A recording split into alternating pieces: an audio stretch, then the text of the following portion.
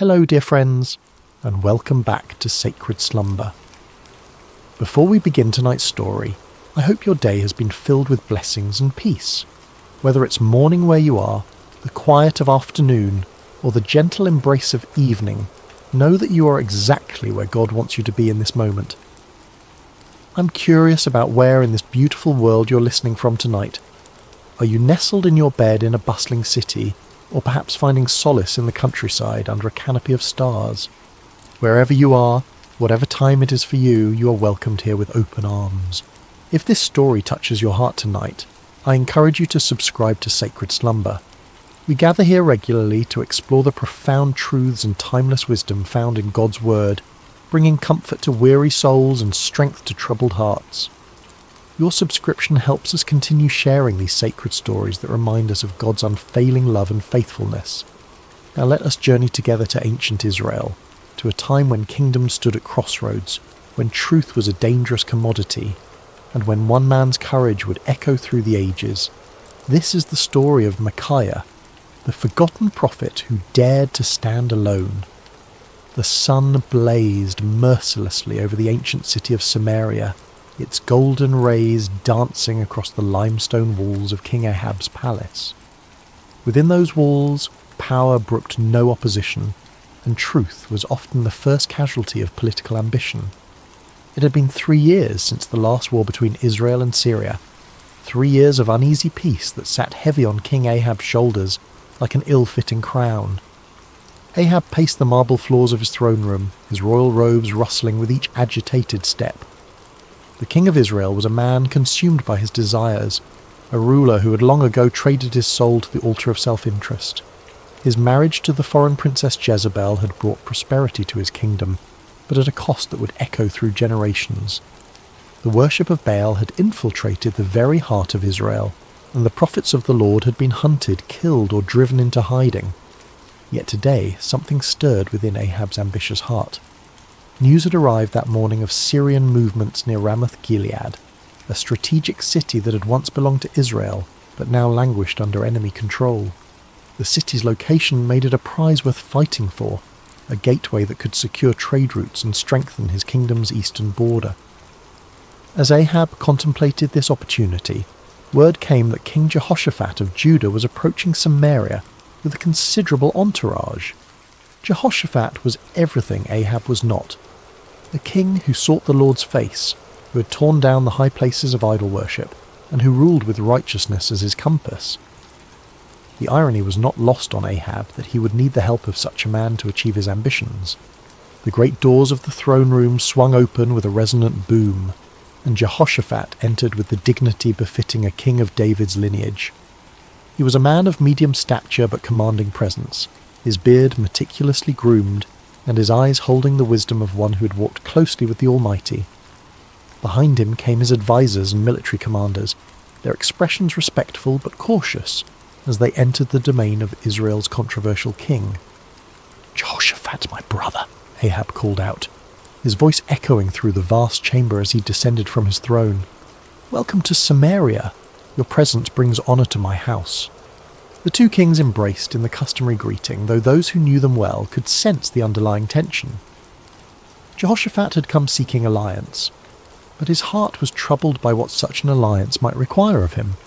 "Ahab," Jehoshaphat replied warmly, though his eyes remained watchful. "It has been too long since we have spoken face to face. The Lord has blessed both our kingdoms with peace these past years." "Indeed," Ahab agreed, gesturing toward the laden tables his servants had prepared. "Come, let us feast together and speak of matters that concern us both." The banquet that followed was a spectacle of royal excess. Tables groaned under the weight of roasted meats, exotic fruits, and wine from the finest vineyards. Musicians played softly in the background, while servants moved like shadows, attending to every need. Yet beneath the veneer of celebration, both kings harboured their own purposes. As the evening wore on and the wine loosened tongues, Ahab finally revealed his true intention. Leaning toward Jehoshaphat with the conspiratorial air of old friends, he spoke in measured tones. "My brother, there is a matter that weighs heavily upon my heart," Ahab began, his eyes glinting in the torchlight. "You know that Ramoth-Gilead belongs to us, yet it remains in the hands of the king of Syria. Should we not take back what is rightfully ours?" Jehoshaphat set down his goblet carefully, his expression growing thoughtful. He had anticipated this moment, knowing that Ahab rarely extended hospitality without purpose. The question hung in the air between them like incense, heavy with implication. "Ramoth-Gilead has indeed been a source of contention," Jehoshaphat replied diplomatically. "What do you propose?" Ahab's smile was that of a merchant who senses a favourable negotiation. "I propose that we go up together against Ramoth-Gilead. Your army combined with mine would be formidable. We could restore the city to Israel and share in the glory of victory." The words were carefully chosen, appealing to both practical strategy and Jehoshaphat's sense of brotherhood among the tribes of Israel. Yet Jehoshaphat had not survived as king by making hasty decisions. His reign had been marked by careful consultation with the Lord, and he would not abandon that practice now. "I am as you are," Jehoshaphat responded slowly. "My people as your people, my horses as your horses. If the Lord wills it, we shall stand together in battle." He paused, his next words carrying the weight of true conviction. "But first let us inquire of the Lord." Ahab's smile faltered slightly. In his eagerness for military glory, he had hoped to avoid the complications that divine consultation might bring. Yet he could hardly refuse such a reasonable request from a potential ally, especially one whose righteousness was renowned throughout the region. "Of course," Ahab agreed, though his tone lacked enthusiasm. "Let us seek the word of the Lord." What followed was a demonstration of the spiritual corruption that had infected Ahab's court. The king summoned his prophets, all 400 of them, men who wore the garments of holiness, but whose hearts served earthly masters. They came in a great procession, their robes flowing and their voices raised in what appeared to be spiritual fervour. These were not true prophets of the Lord, though they claimed his name. They were court prophets, men who understood that their continued prosperity depended upon telling the king what he wished to hear. Their prophecies were crafted not in the secret place of prayer, but in the calculating chambers of political expediency. As the prophets assembled in the courtyard before the two kings, their spokesman stepped forward. His name was Zedekiah, son of Chenaanah, a man whose pride matched his ambition, and whose hatred for true prophets would soon be revealed in violent fashion. "Hear the word of the Lord," Zedekiah proclaimed, his voice carrying across the courtyard with theatrical intensity. "Go up to Ramoth-Gilead and prosper, for the Lord will deliver it into the hand of the king." The 400 prophets took up the cry with orchestrated precision, their voices creating a chorus of false assurance. "Go up to Ramoth-Gilead and prosper. The Lord will deliver it into the hand of the king." Some of the prophets had even prepared visual aids for their performance. They danced and shouted, waving swords and spears, creating a spectacle that would have been impressive to any observer unfamiliar with the ways of true prophecy. The din was tremendous, the enthusiasm seemingly genuine, and the message exactly what Ahab longed to hear. Yet as Jehoshaphat watched this display, his spirit grew troubled. Something about the performance felt hollow, manufactured. These men spoke with one voice, but it was not the voice of the Lord that Jehoshaphat knew from his own times of prayer and seeking. There was no cost to their prophecy, no challenge to the king's desires, no hint of the divine complexity that marked true encounters with the Almighty. As the prophets continued their enthusiastic proclamations, Jehoshaphat raised his hand for silence. The courtyard gradually quieted, though the echo of their shouts seemed to linger in the air like smoke from a dying fire. "Is there not here a prophet of the Lord besides these?" Jehoshaphat asked carefully, "that we might inquire of him?" The question fell like a stone into still water, sending ripples of discomfort through the assembly. Ahab's face darkened, and several of the court prophets exchanged meaningful glances. They all knew there was indeed another prophet, one whose very existence was a thorn in the flesh of everyone present. Ahab's response came through gritted teeth, his voice barely concealing his irritation. "There is still one man, Micaiah the son of Imlah, by whom we may inquire of the Lord.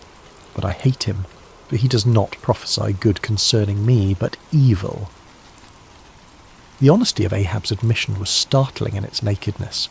Here was a king openly declaring his hatred for a prophet based not on any moral failing or false prophecy, but simply because the man refused to tell him what he wanted to hear. It was a moment that revealed the true spiritual state of Israel's leadership. Jehoshaphat, ever the diplomat, sought to smooth over the awkward moment. "Let not the king say such things," he replied gently, though his words carried a subtle rebuke. Ahab realized he had revealed too much of his heart. With visible effort he composed himself and called for one of his officers. "Bring Micaiah the son of Imlah quickly," he commanded, though his tone suggested he would rather summon a plague upon his house. As the officer hurried away on his grim errand, the two kings settled in to wait. The 400 prophets remained in the courtyard, their earlier enthusiasm now tempered by the knowledge that their unanimous voice was about to be challenged by a single man they both feared and despised. The sun continued its relentless journey across the sky, and in the distance the sound of the officer's horse could be heard galloping toward the place where truth dwelt in isolation, where a forgotten prophet waited in the shadows of his integrity. The horse's hooves struck the dusty road with rhythmic precision as the king's officer rode toward the humble dwelling where Micaiah made his home. The prophet lived simply, far from the luxury of the royal court, in a stone house that spoke of function rather than ostentation. Here, away from the corrupting influence of political power, dwelt a man who had chosen faithfulness over favour, truth over comfort. Micaiah son of Imlah was not an imposing figure by earthly standards. Of average height and lean build, he bore the weathered appearance of one who had walked through many storms. His beard was streaked with silver, and his eyes held the deep weariness of a man who had spoken unpopular truths for too many years. Yet there was something unbreakable in his demeanour, a quality that suggested he had found his anchor in something far stronger than human approval. When the king's messenger arrived, Micaiah was in his garden, tending to the vegetables that provided much of his sustenance. The prophet lived modestly, supported by the occasional gifts of those few souls who still valued truth above comfort. He had long ago learned to find contentment in simple things, the satisfaction of honest work, the peace of prayer, and the quiet joy of communion with the Almighty. "Micaiah," the officer called out as he dismounted, "the king commands your presence immediately." The prophet looked up from his work, unsurprised. He had sensed in recent days that the Lord was preparing him for something significant. His prayers had been marked by an unusual intensity, and his dreams had been filled with visions he did not yet fully understand. "Very well," Micaiah replied simply, setting aside his tools. "Let me wash and prepare myself." As Micaiah went about the task of making himself presentable for the royal court, the officer felt compelled to share information that might save the prophet from making a costly mistake. The man had witnessed what happened to those who crossed King Ahab, and despite his loyalty to the crown, he possessed enough humanity to feel concern for this solitary figure. "Listen to me, Micaiah," the officer said, his voice dropping to a confidential tone. "The words of the prophets declare good to the king with one mouth. Let your word be like the word of one of them, and speak favourably." It was well-intentioned advice, offered by a man who understood the political realities of Ahab's court. The officer had seen the 400 prophets deliver their unanimous message of victory and prosperity. He knew that Micaiah's reputation for speaking uncomfortable truths could lead to imprisonment, exile, or worse. In his mind, he was offering the prophet a lifeline, a chance to align himself with the majority and avoid the consequences of standing alone. Micaiah paused in his preparations, considering the messenger's words. The offer was clear: conform, agree with the crowd, tell the king what he wants to hear, and enjoy the benefits of royal favour. It would be so easy, so practical, so utterly reasonable by every human measure. But as Micaiah looked into the officer's earnest face, he felt the familiar stirring of the spirit within him, that unmistakable presence that had guided him through decades of faithful service. The Lord had not called him to an easy path, but he had never failed to provide strength for the journey. "As the Lord lives," Micaiah replied with quiet dignity, "whatever the Lord says to me, that I will speak." The words hung in the air between them, a declaration of absolute commitment that left no room for compromise. The officer's face showed his disappointment and concern, but he knew better than to argue further. He had delivered his warning. What the prophet did with it was beyond his control. The journey back to Samaria was made in relative silence, the officer pondering the stubborn integrity of his passenger, while Micaiah prayed and prepared his heart for whatever lay ahead. As they approached the city, the prophet could see the banners of both Israel and Judah flying from the palace walls, confirming his suspicion that this summons involved more than a routine consultation. The palace courtyard was a scene of controlled chaos when they arrived. Servants scurried about preparing for what appeared to be an important gathering, while guards stood at attention in their finest armour. The 400 prophets were still present, clustered in small groups and speaking in hushed tones. Their earlier enthusiasm had given way to a more subdued attitude, though their confidence in their message remained unshaken. As Micaiah dismounted and followed the officer toward the throne room, he could feel the weight of many eyes upon him. Some looks were curious, others hostile, and a few held the barely concealed contempt of those who viewed his independence as a personal affront. He had grown accustomed to such reactions over the years, understanding that his very presence served as an uncomfortable reminder of the spiritual compromise that permeated the court. The great doors opened before them, revealing the opulent throne room where Kings Ahab and Jehoshaphat waited. The contrast between the two rulers was immediately apparent even to a casual observer. Ahab sat upon his throne with the restless energy of a man driven by ambition, his fingers drumming impatiently on the armrest. Jehoshaphat, seated in a chair of equal honour nearby, maintained the composed dignity of one accustomed to seeking divine guidance before making important decisions. "Ah, Micaiah," Ahab said as the prophet entered, his tone carrying forced joviality that fooled no one. "At last, our final consultant arrives." Micaiah approached the throne with measured steps, neither hurrying to show deference nor dawdling to display defiance. He had learned long ago that in the presence of earthly power, his allegiance belonged to a higher authority. When he reached the appropriate distance, he bowed respectfully but not obsequiously, acknowledging the king's position without compromising his own integrity. "You summoned me, your majesty," Micaiah said simply, his voice carrying clearly through the chamber. King Jehoshaphat studied the prophet with interest. He had heard reports of Micaiah's reputation for uncompromising honesty, and after witnessing the theatrical performance of the 400 prophets, he was eager to hear from someone who might offer a different perspective. Ahab leaned forward on his throne, his eyes fixed on the solitary figure before him. "Micaiah, shall we go to war against Ramoth-Gilead, or shall we refrain?" It was the same question that had been posed to the 400 prophets, the same inquiry that had produced such enthusiastic unanimity. Now it fell upon the shoulders of one man who stood alone, without allies or supporters, facing the combined expectation of two kings and their assembled courts. The moment stretched taut with anticipation.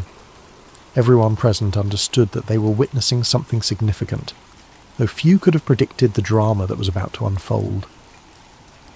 In the silence, Micaiah felt the familiar stirring of the Spirit, but what came first was not the word of the Lord, but something altogether unexpected.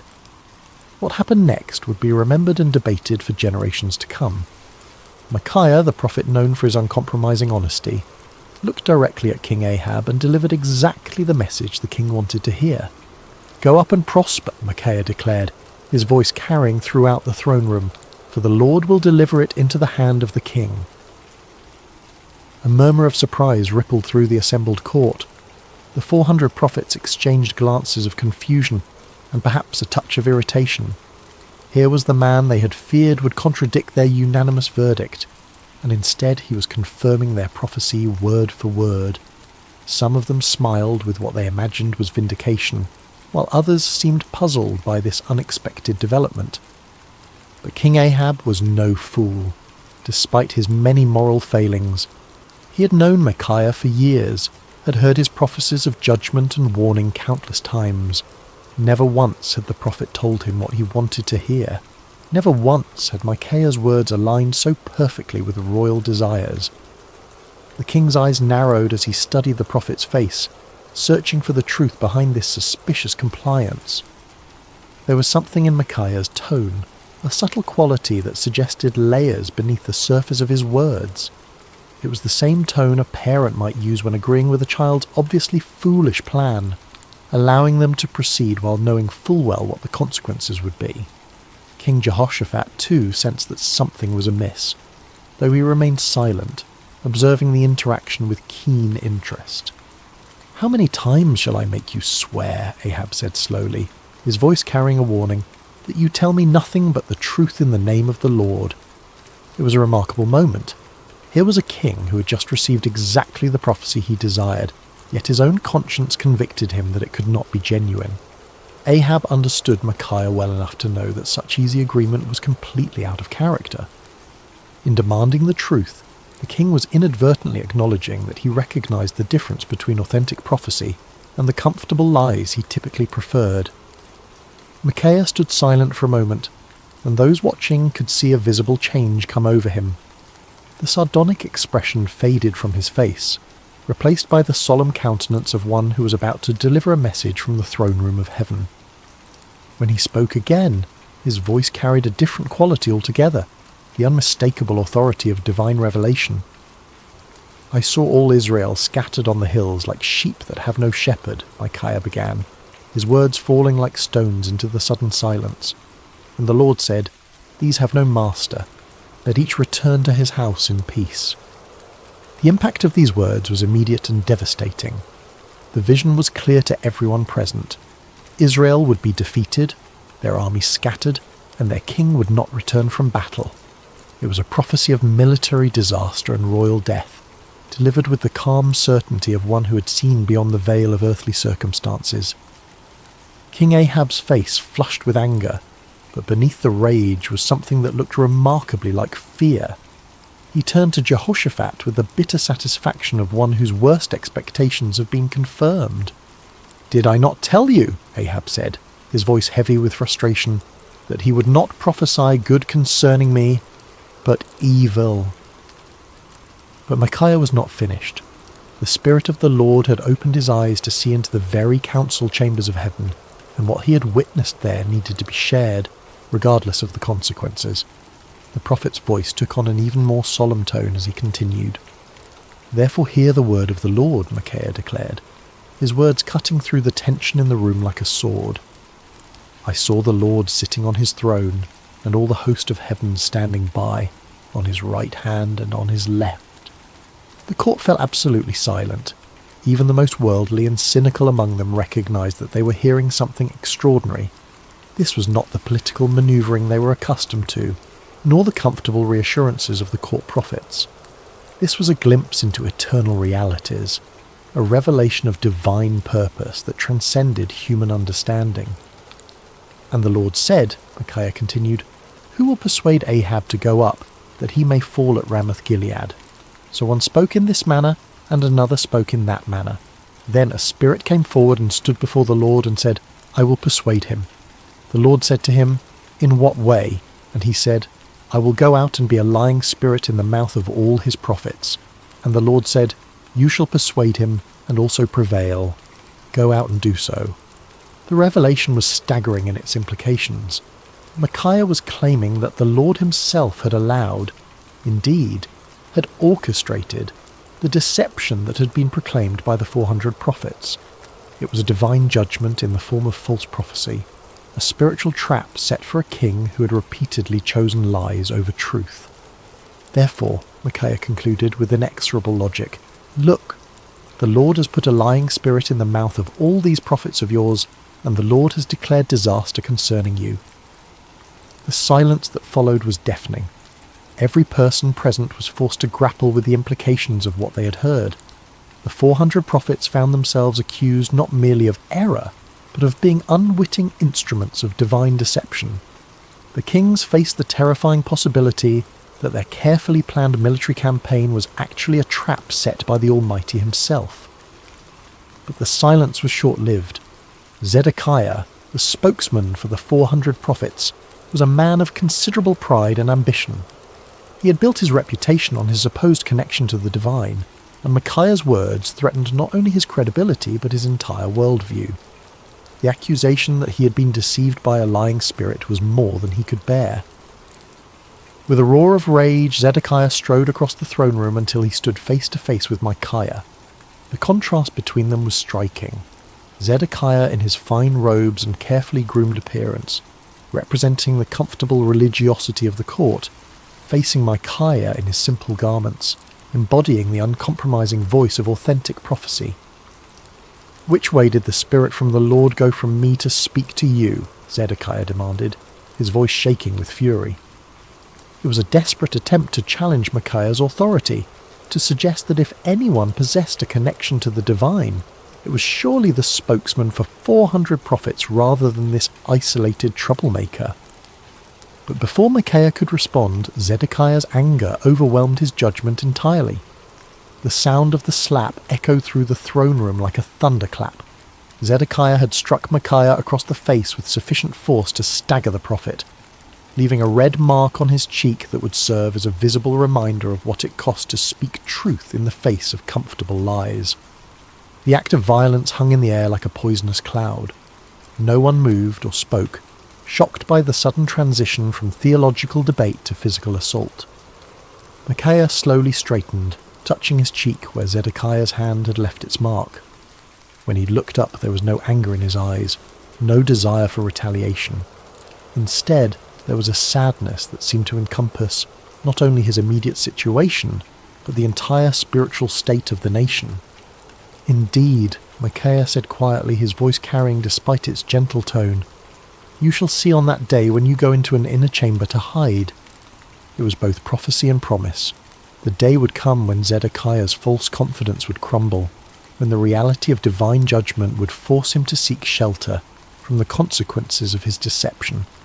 The words carried the weight of inevitable fulfillment, spoken not in anger, but with the sorrowful certainty of one who had seen the future and found it tragic. King Ahab had heard enough. The prophet's words had struck too close to uncomfortable truths, had challenged too directly the comfortable illusions upon which he had built his reign. The vision of divine deception, the prophecy of military disaster, the humiliating suggestion that his 400 prophets were unwitting instruments of judgment, all of it combined to create a rage that demanded immediate action. "Take Micaiah," the king commanded, his voice sharp with fury, "and return him to Ammon, the governor of the city, and to Joash the king's son, and say, 'Thus says the king, put this fellow in prison, and feed him with bread of affliction and water of affliction until I come in peace.'" The order was both punishment and insurance policy. By imprisoning Micaiah until his safe return from battle, Ahab was attempting to nullify the prophecy through royal decree. It was a desperate act of defiance against divine judgment, a futile attempt to bind the word of the Lord with chains and prison walls. But Micaiah was not finished. Even as the guards moved toward him, even as the shadow of imprisonment fell across his path, the prophet had one final word to speak. His voice rang out across the throne room with the clarity of absolute conviction. "If you ever return in peace, the Lord has not spoken by me." The words were a direct challenge to royal authority, a public declaration that put Micaiah's credibility as a prophet on the line. He was essentially saying that if Ahab returned safely from battle, then everyone present should conclude that Micaiah was a false prophet deserving of death. It was the ultimate expression of confidence in the word he had received from the Lord. But Micaiah was not content to let his challenge rest with the immediate audience. Looking around the throne room at the assembled courtiers, nobles and servants, he raised his voice even louder. "Mark it, all you people." It was a call to witness, an appeal to everyone present to remember this moment and test the validity of his prophecy against future events. The prophet was willing to stake everything, his reputation, his freedom, possibly his life, on the truth of what he had spoken. It was a level of certainty that transcended human confidence and entered the realm of divine assurance. As the guards seized Micaiah's arms and began to lead him away, the throne room erupted in a buzz of conversation. Some whispered among themselves about the prophet's boldness, others debated the implications of his vision, and still others tried to process the dramatic confrontation they had just witnessed. Through it all, the 400 prophets maintained their uncomfortable silence, uncertain how to respond to accusations that struck at the very heart of their prophetic claims. King Jehoshaphat watched the proceedings with deep concern. The righteous king of Judah had requested divine counsel, and what he had received was a prophecy that directly contradicted his military plans and predicted disaster for his ally. Yet something in Micaiah's bearing, some quality of authentic conviction, made it impossible to dismiss his words as the ravings of a madman or the spite of a disgruntled prophet. As Micaiah was led away, his footsteps echoing through the palace corridors, he felt no bitterness toward his captors or self-pity for his situation. He had spoken the word of the Lord faithfully, regardless of the consequences, and that obedience brought a peace that transcended his circumstances. The prison cell that awaited him might confine his body, but his spirit remained free, anchored in the unshakable certainty that he had been faithful to his calling. The cell where Micaiah was imprisoned was a far cry from the luxury of the royal court. Built of rough stone with a small barred window that provided minimal light, it was designed for punishment rather than comfort. The bread of affliction and water of affliction promised by the king proved to be exactly that, meagre rations calculated to sustain life while providing a constant reminder of a royal displeasure. Yet in that dark cell, Micaiah found something that had eluded him in the freedom of his simple home, absolute clarity about his purpose and calling. Stripped of all earthly comforts and securities, he was forced to rely entirely upon his relationship with the Lord. In the long hours of solitude, he prayed not for deliverance but for continued faithfulness, not for vindication, but for grace to endure whatever lay ahead. Meanwhile, preparations for war continued with increasing intensity. King Ahab threw himself into military planning with the fervour of a man trying to drown out unwelcome voices of conscience. He consulted with his generals, inspected his troops, and made elaborate arrangements for what he was determined would be a glorious victory. The prophecy of the 400 court prophets was repeated frequently, as if constant repetition could somehow make it more reliable. King Jehoshaphat, however, found himself deeply troubled by the day's events. The contrast between the theatrical unanimity of the 400 prophets and Micaiah's stark authenticity had left him with serious doubts about the wisdom of the planned campaign. Yet he had given his word to stand with Ahab, and the political implications of backing out now were significant.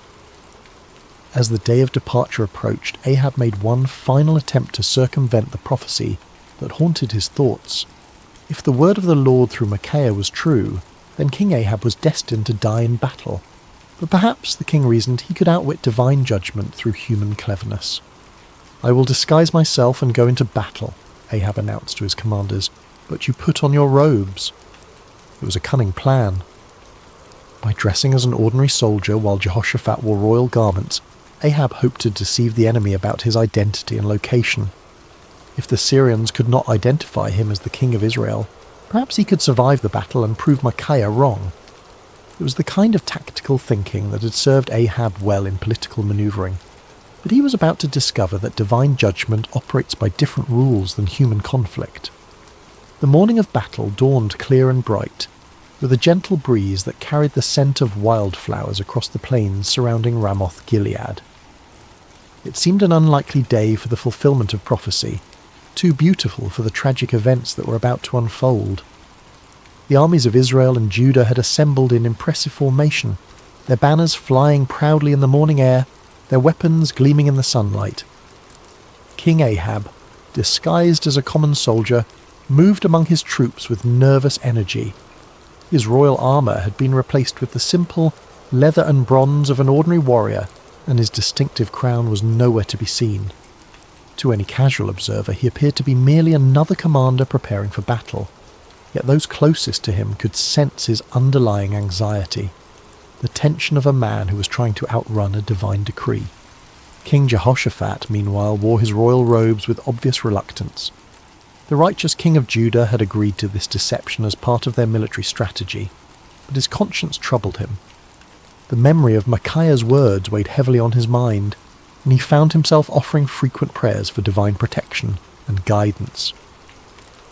The Syrian army was formidable, well-trained and confident in their ability to defend their territory. Their king had given specific instructions to his 32 chariot commanders: fight with no one small or great, but only with the king of Israel. It was a strategic decision based on the understanding that killing or capturing the enemy king would effectively end the battle and secure victory. As the two armies faced each other across the field of battle, the air was thick with tension and anticipation. Horses stamped impatiently, armour creaked as soldiers shifted their weight, and commanders made final adjustments to their battle plans. In the distance, the walls of Ramoth-Gilead stood as silent witness to the conflict that was about to determine its fate. The battle began with the thunderous clash of armies colliding, the sound of metal against metal mixing with the shouts of warriors and the screams of the wounded. Chariots raced across the battlefield like instruments of divine wrath, their wheels churning up clouds of dust that obscured vision and added to the chaos of combat. For a time, it seemed as though Ahab's strategy might succeed. Hidden among his soldiers, the disguised king fought with the desperation of a man who believed his life depended on remaining unrecognized.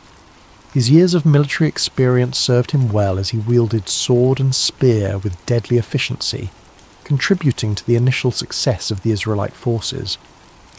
But the Syrian chariot commanders were not easily deceived. When they spotted King Jehoshaphat in his royal robes, they immediately assumed they had found their primary target. A group of them converged on the king of Judah with deadly intent, their chariots cutting through the battle lines like ships through stormy seas. "Surely it is the king of Israel," they shouted to one another as they closed in on Jehoshaphat. The king of Judah found himself surrounded by enemy chariots, their occupants preparing to capture or kill what they believed to be their primary objective. In that moment of extreme danger, Jehoshaphat did what he had learned to do throughout his reign. He cried out to the Lord for deliverance. "Help me, O Lord," Jehoshaphat called out, his voice carrying above the din of battle. What happened next was a clear demonstration of divine intervention.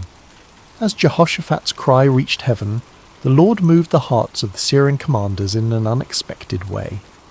Something about the king's appearance or manner suddenly convinced them that this was not their intended target after all.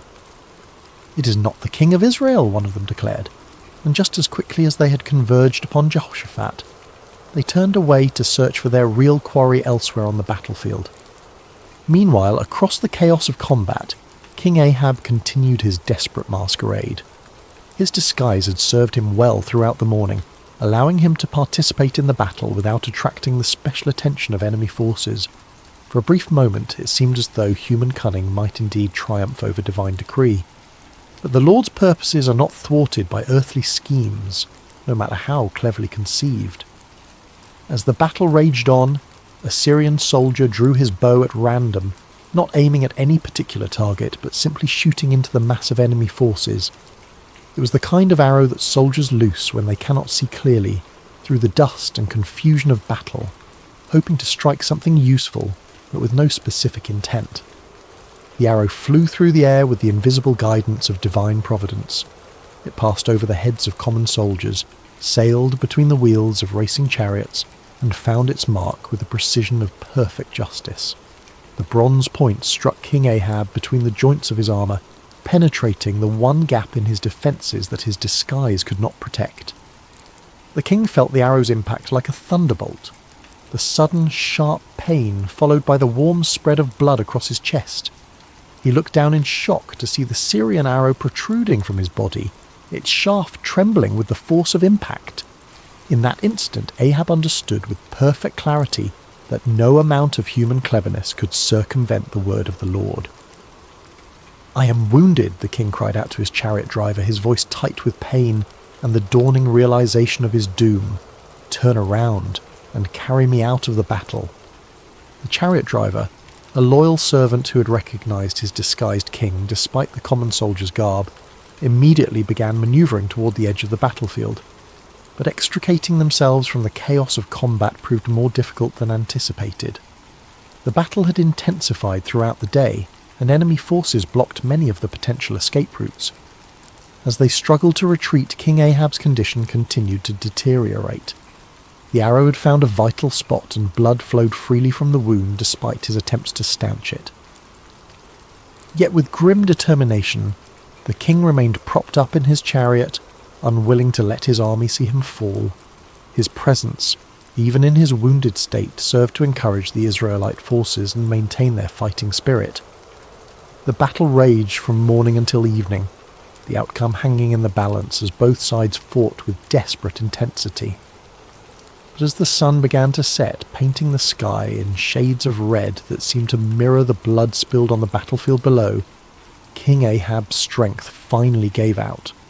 The disguised king who had tried to outwit divine judgment slumped forward in his chariot, his life ebbing away with each laboured breath. As word of the king's condition spread through the ranks, the cry went up that would fulfill Micaiah's prophecy with devastating accuracy. Every man to his city, and every man to his own country. The army of Israel, leaderless and demoralized, began to scatter across the hills just as the prophet had foreseen. Like sheep without a shepherd, they abandoned their positions and fled toward home, their dreams of victory dissolving into the nightmare of defeat. King Ahab died as the sun set over Ramoth-Gilead, his blood pooling in the bottom of his chariot. The man who had spent his reign choosing comfortable lies over uncomfortable truths had finally encountered a reality that no amount of deception could alter. The word of the Lord, spoken through his faithful prophet, had been fulfilled to the letter. News of King Ahab's death spread quickly through the land, carried by the scattered remnants of his army and the merchants who followed military campaigns. In the palace at Samaria, the reaction was one of stunned disbelief. The 400 prophets who had proclaimed certain victory found themselves facing a crisis of credibility that would haunt them for the rest of their lives. In his prison cell, Micaiah heard the news with a mixture of sadness and vindication. He had taken no pleasure in prophesying disaster, had felt no joy in predicting the death of his king. Yet the fulfillment of his prophecy served as a powerful reminder that the word of the Lord does not return void, regardless of how unwelcome it might be to human ears. When the guards came to release him from prison, Micaiah emerged into the daylight a changed man. His body bore the marks of his confinement. He was thinner, paler, and bore the lines of one who had endured hardship. But his spirit was unbroken, perhaps even strengthened by his ordeal. He had spoken truth in the face of overwhelming opposition, had maintained his integrity under pressure, and had been vindicated by the very events that had brought tragedy to the kingdom.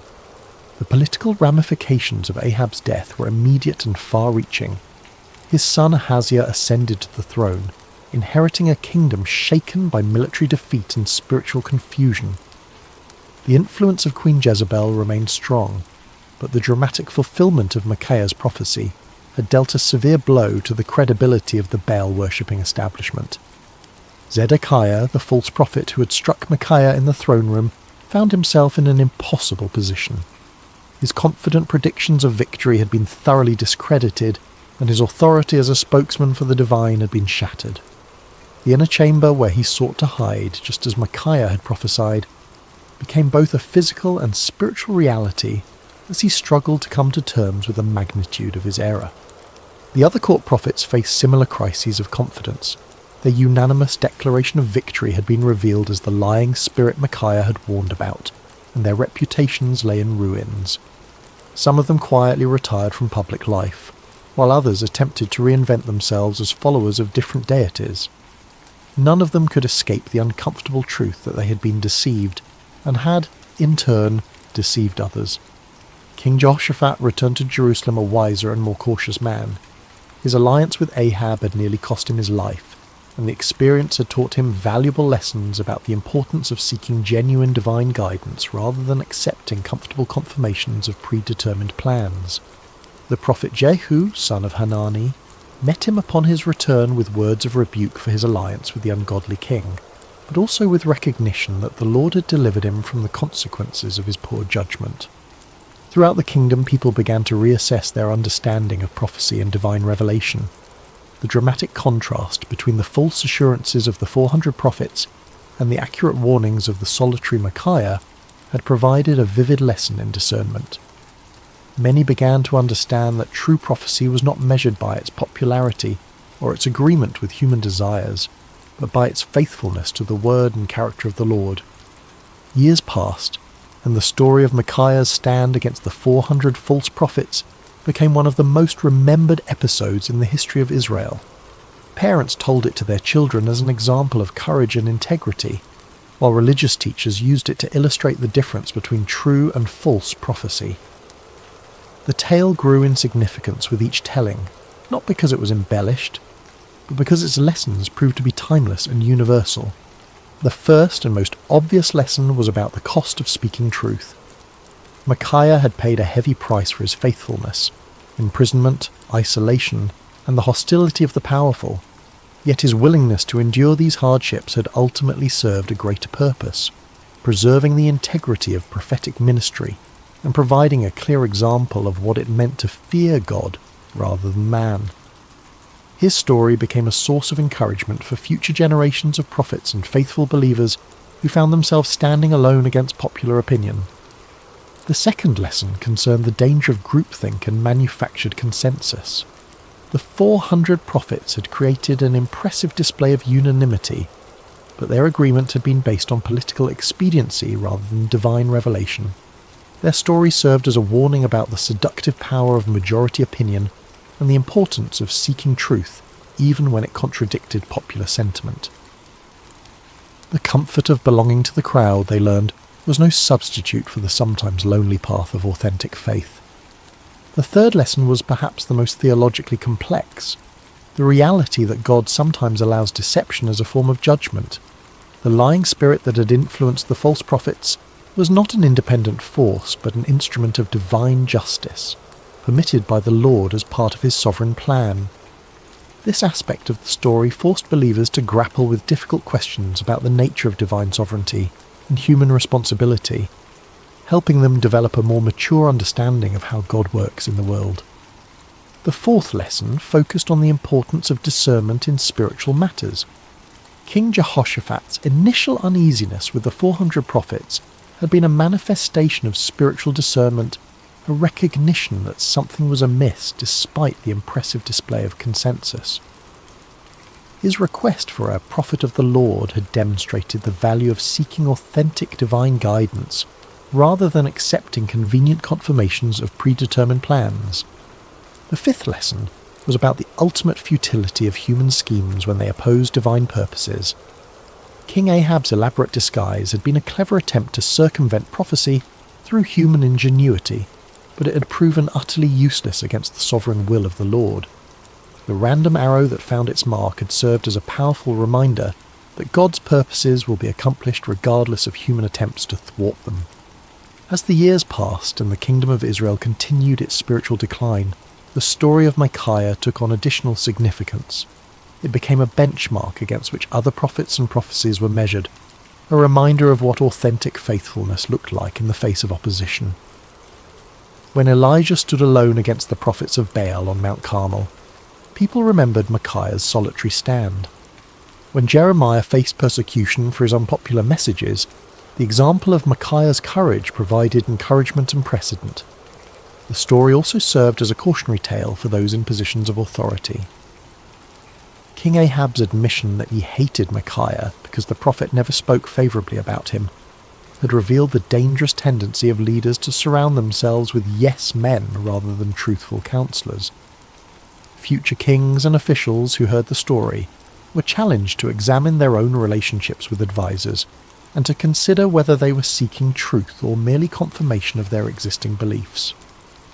In the quiet of his later years, Micaiah often reflected on that pivotal day when he had stood alone before 2 kings and 400 false prophets.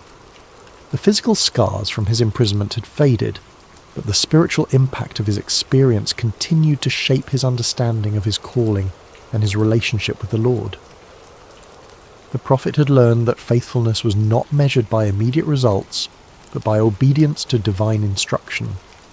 His warning had not prevented the battle or saved King Ahab's life, but it had preserved the integrity of prophetic ministry and provided a clear demonstration of the difference between true and false revelation. Sometimes, he realized, the greatest victories were won not through changing circumstances, but through maintaining faithfulness in the midst of difficult circumstances. Micaiah had also discovered that standing alone was not the same as being alone. In his prison cell, deprived of human companionship and comfort, he had experienced a deeper intimacy with the Lord than he had ever known before. The isolation that had seemed like punishment had actually become a pathway to greater spiritual understanding and strength. He had learned that the approval of the crowd was a poor substitute for the approval of the Almighty. The prophet had come to understand that his role was not to be popular, but to be faithful, not to tell people what they wanted to hear, but to speak what the Lord had given him to say.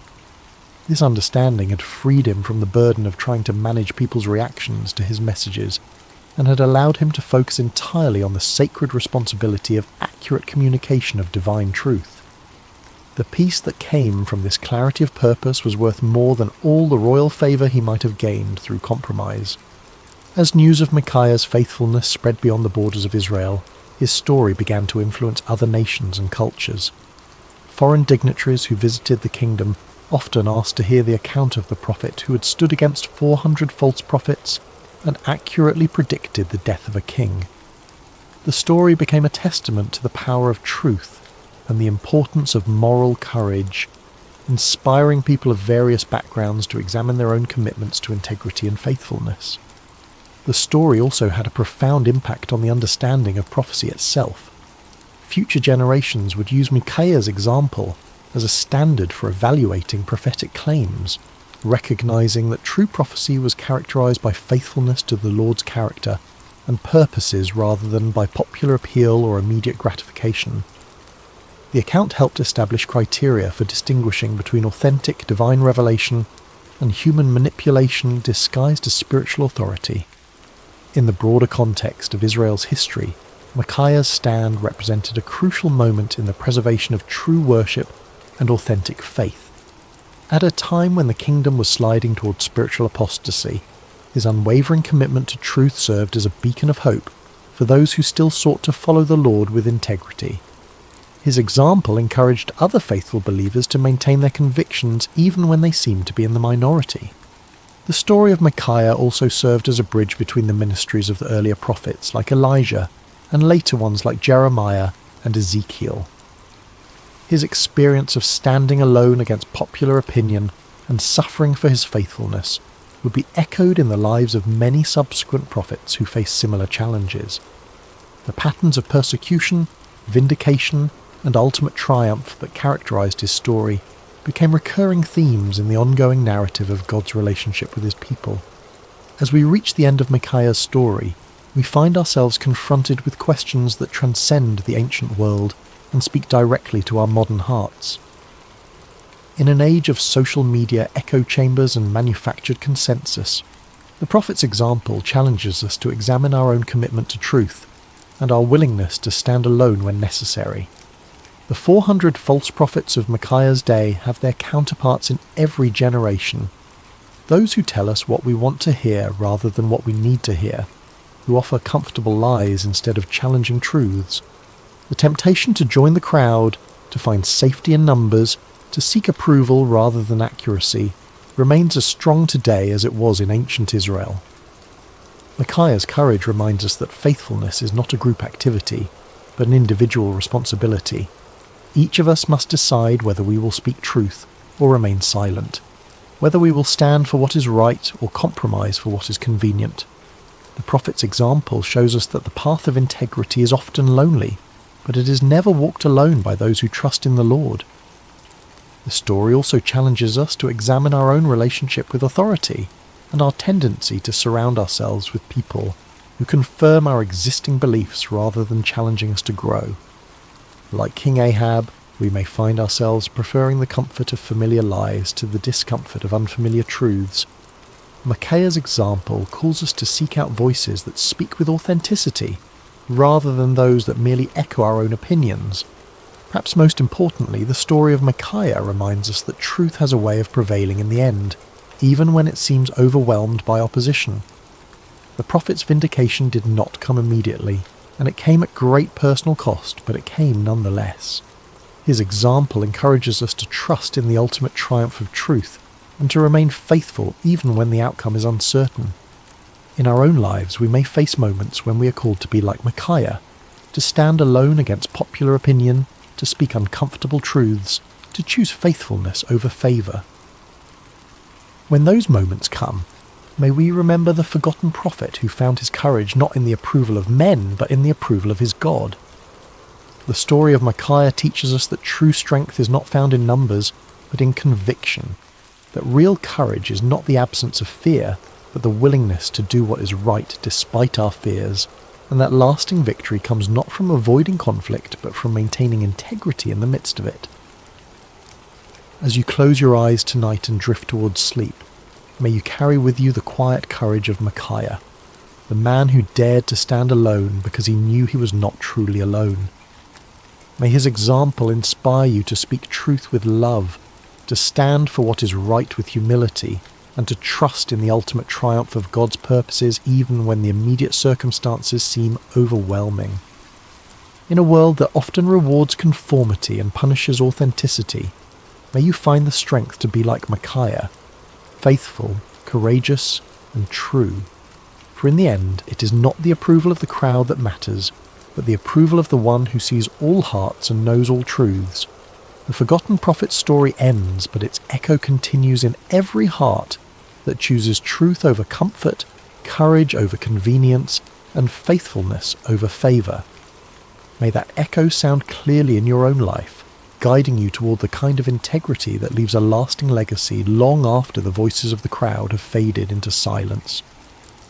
Rest well, dear friends, and may your dreams be filled with the peace that comes from knowing you serve a God who honours faithfulness, rewards courage, and never abandons those who trust in him. The story of Micaiah reminds us that in God's kingdom, standing alone with truth is always better than standing with the crowd in deception. Sleep peacefully, knowing that like Micaiah, you're never truly alone when you walk in the light of divine truth. The fire on Mount Carmel, Elijah and the prophets of Baal. Hello everyone, and welcome to Sacred Slumber. Before we dive into today's powerful message, I want to connect with each of you personally. How has your day been treating you so far?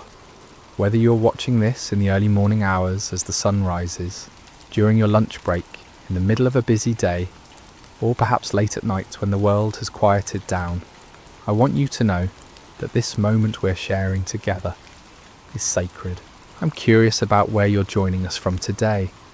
Are you listening from bustling New York City, the peaceful countryside of Iowa, the sunny beaches of California, or maybe you're tuning in from across the globe, in London, Sydney, or somewhere in between?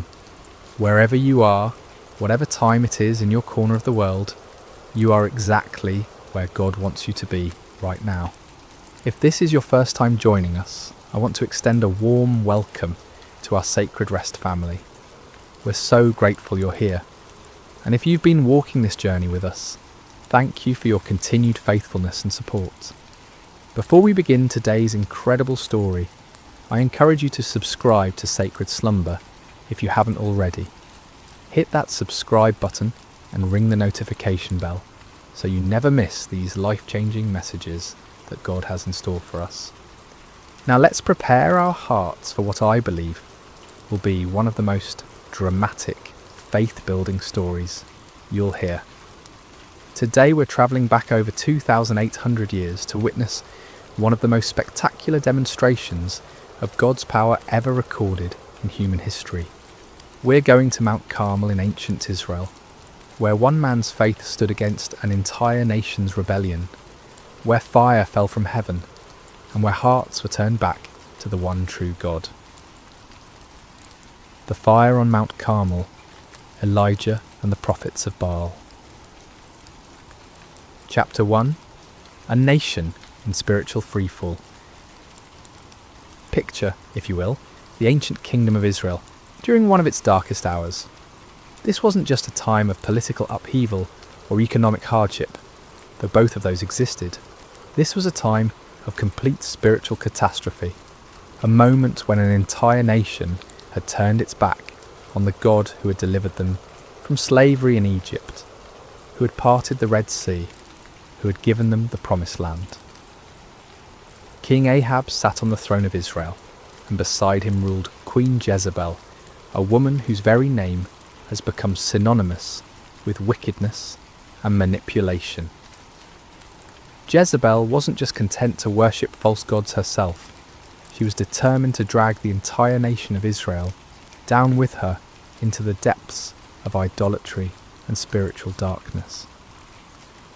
Under their reign, temples to Baal began sprouting up across the landscape like poisonous mushrooms after a storm.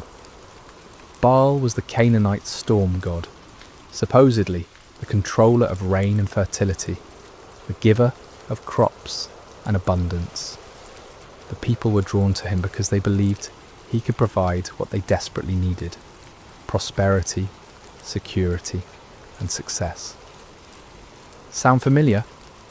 In our modern world, we may not bow down to statues of Baal, but how many of us have made idols out of our careers, our bank accounts, our social media followers, or our pursuit of comfort and pleasure?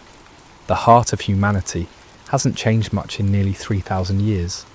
But Jezebel wasn't satisfied with just building temples.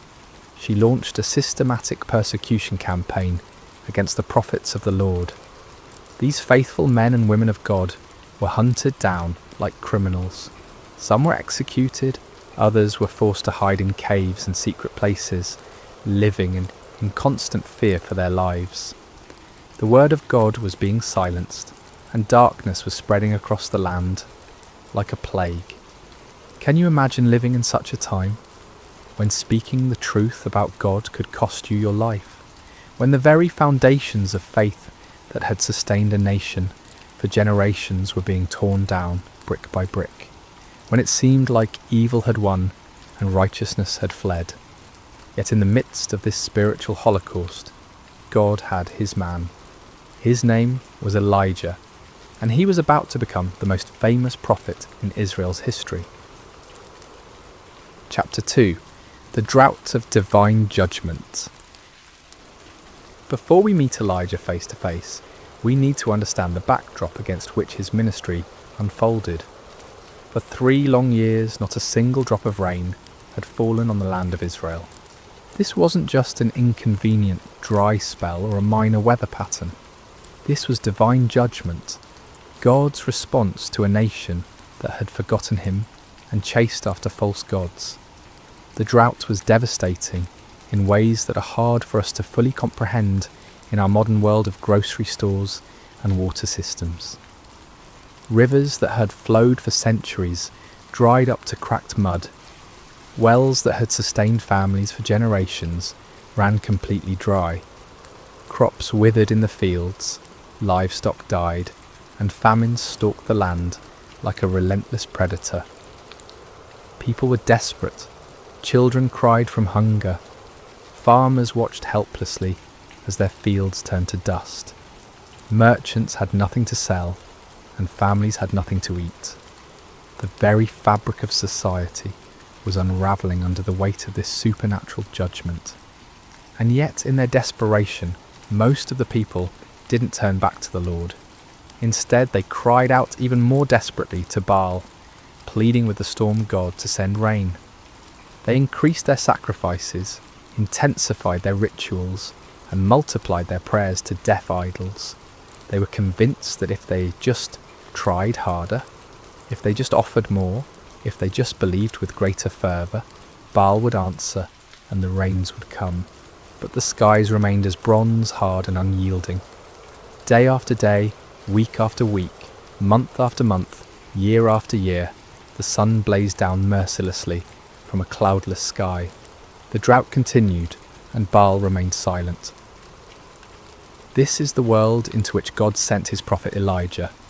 Not a comfortable world of revival meetings and supportive congregations, but a hostile environment where speaking God's truth could mean death, where the majority had embraced lies, and where the very elements seemed to declare that God's judgment was upon the land. Chapter 3. Enter Elijah, the man of fire. Elijah appears in the biblical narrative like a bolt of lightning splitting the darkness. We don't know much about his background or his early life. He's introduced simply as Elijah the Tishbite from Tishbe in Gilead. No impressive genealogy, no royal connections, no seminary degrees or credentials. Just a man from a small town that most people had probably never heard of. But what Elijah lacked in pedigree, he more than made up for in faith, courage, and an unshakable conviction that the Lord God of Israel was the one true God. While the nation around him bowed to Baal, Elijah stood firm. While others compromised and conformed, Elijah remained faithful. While the majority chose the easy path of popular religion, Elijah chose the narrow way of truth. God had sustained Elijah supernaturally during the 3 years of drought.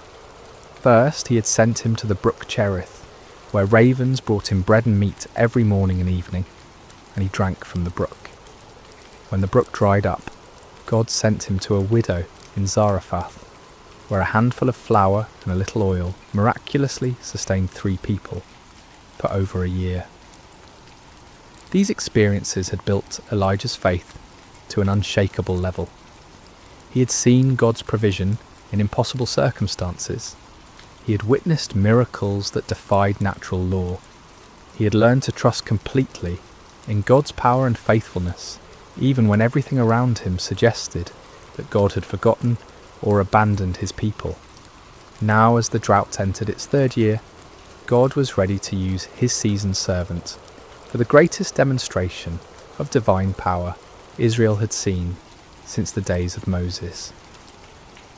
The time had come for a showdown that would echo through the ages, a confrontation that would prove once and for all who was the true God and who were merely the inventions of human imagination. Chapter 4. The Divine Commission. The word of the Lord came to Elijah with crystal clarity. Go and present yourself to Ahab, and I will send rain on the land. It was time for the drought to end, but first there would be a reckoning. God wasn't just going to quietly restore the rain and let everyone go back to their lives as if nothing had happened. He was going to make a statement that would be impossible to ignore or explain away. Elijah set out to find King Ahab, but Ahab was already looking for him. The king had been searching throughout his own kingdom and in neighbouring nations, trying to find the prophet he blamed for the drought. When Ahab finally encountered Elijah, his greeting was filled with accusation and anger.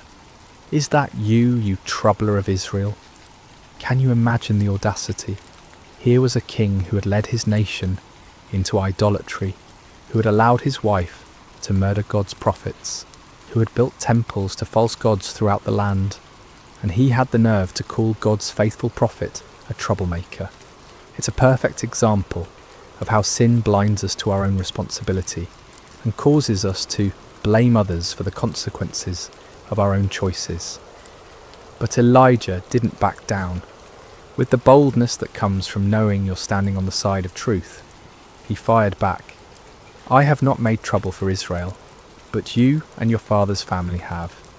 You have abandoned the Lord's commands and have followed the Baals." This wasn't just a theological debate or a polite disagreement about religious preferences. This was a confrontation between the kingdom of God and the kingdom of darkness, between truth and deception, between the power of the Almighty and the impotence of human-made idols. Chapter 5. The challenge issued.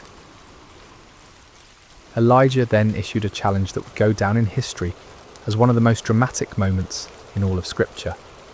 "Now summon the people from all over Israel to meet me on Mount Carmel, and bring the 450 prophets of Baal and the 400 prophets of Asherah who eat at Jezebel's table." Mount Carmel was the perfect location for this showdown. Rising about 1,800 feet above sea level, it offered a commanding view of the surrounding countryside and could accommodate the massive crowd that would gather. More importantly, Mount Carmel was considered sacred to Baal worship. The Canaanites believed it was one of Baal's favourite dwelling places. By choosing this location, Elijah was essentially challenging Baal on his home turf. The terms of the contest were elegantly simple. Get 2 bulls for us. Let Baal's prophets choose one for themselves, and let them cut it into pieces and put it on the wood, but not set fire to it. I will prepare the other bull and put it on the wood, but not set fire to it. Then you call on the name of your God, and I will call on the name of the Lord. The God who answers by fire, he is God. It was brilliant in its simplicity. No complicated rituals, no ambiguous signs that could be interpreted different ways, no room for trickery or deception. Fire from heaven would be the ultimate proof. The God who could send fire to consume the sacrifice would be proven to be the true God. The people's response revealed both their spiritual confusion and their deep hunger for truth. What you say is good. They were tired of the uncertainty, tired of not knowing which God to trust, tired of the drought and the suffering. They wanted a clear answer, and Elijah's challenge offered exactly that. Chapter 6. The prophets of Baal take the stage. As dawn broke over Mount Carmel, an incredible scene began to unfold. Hundreds of prophets of Baal gathered around their altar, dressed in their ceremonial robes, carrying their ritual instruments, confident in their God's ability to answer their call. After all, they outnumbered Elijah 450 to 1. They had the backing of the royal court. They had been the religious establishment for years. Surely their God would not fail them now, especially not on his sacred mountain. They began their ritual early in the morning with great enthusiasm and confidence. "Baal, answer us," they cried, their voices echoing across the mountainside. They danced around their altar with wild abandon, their movements becoming more and more frenzied as they worked themselves into a religious fervour. This wasn't a quiet, dignified ceremony. This was raw, primal religion at its most intense. They leaped and shouted, they waved their arms and beat their chests. They called upon their God with every fibre of their being. The sound of their voices, the pounding of their feet, the clashing of their instruments created a cacophony that could be heard for miles around. But as the morning wore on and became noon, something became increasingly obvious. Nobody was answering. The sky remained clear and cloudless. No fire fell from heaven. No voice spoke from the heavens. The altar remained cold and lifeless, despite all their passionate pleading. You have to understand, these weren't insincere men going through empty motions. These prophets genuinely believed in Baal. They had devoted their lives to serving him. They had staked their reputations, their careers, and their very identities on the belief that he was real and powerful. The failure of their God to respond wasn't just embarrassing, it was devastating to everything they had built their lives upon. Chapter 7. Elijah's Divine Sarcasm. As the noon sun blazed overhead and the prophets of Baal continued their increasingly desperate rituals, Elijah decided it was time for some divine commentary. With a wit that was both cutting and brilliant, he began to mock their futile efforts. "Shout louder! Surely he is a god. Perhaps he is deep in thought, or busy, or travelling. Maybe he is sleeping and must be awakened." Can you imagine the scene? Here's Elijah, one man against 450, calmly watching their frantic efforts and offering helpful suggestions for why their God might not be responding. The sarcasm was devastating because it highlighted the absurdity of their situation. If Baal was truly the almighty storm god they claimed he was, why would he need to be awakened? Why would he be too busy or distracted to answer his devoted followers in their hour of greatest need? But Elijah's mockery served a deeper purpose than just humiliating the false prophets. He was exposing the fundamental weakness of all false gods. They are not truly there. They cannot hear because they have no ears. They cannot speak because they have no voice. They cannot act because they have no power. They are creations of human imagination, given form by human hands, but possessing no divine substance. The prophets of Baal, stung by Elijah's taunts and desperate to prove their God's reality, intensified their efforts to an almost unbelievable degree. They began to cut themselves with swords and spears, following their religious traditions until their blood flowed freely. This wasn't just symbolic, this was literal self-mutilation in the name of religious devotion. From noon until evening, they continued this horrific display, their voices growing hoarse from shouting, their bodies weakened by loss of blood, their spirits crushed by the growing realization that their God was not going to answer. The contrast couldn't have been more stark. On one side, frantic activity and desperate self-harm producing nothing. On the other side, one man waiting calmly for his turn, confident in his God's ability to act. Chapter 8. Elijah prepares his altar. As evening approached and the prophets of Baal finally exhausted themselves in defeat, Elijah stepped forward to take his turn. But before he called upon the Lord, he had some important work to do. "Come here to me," he called to all the people.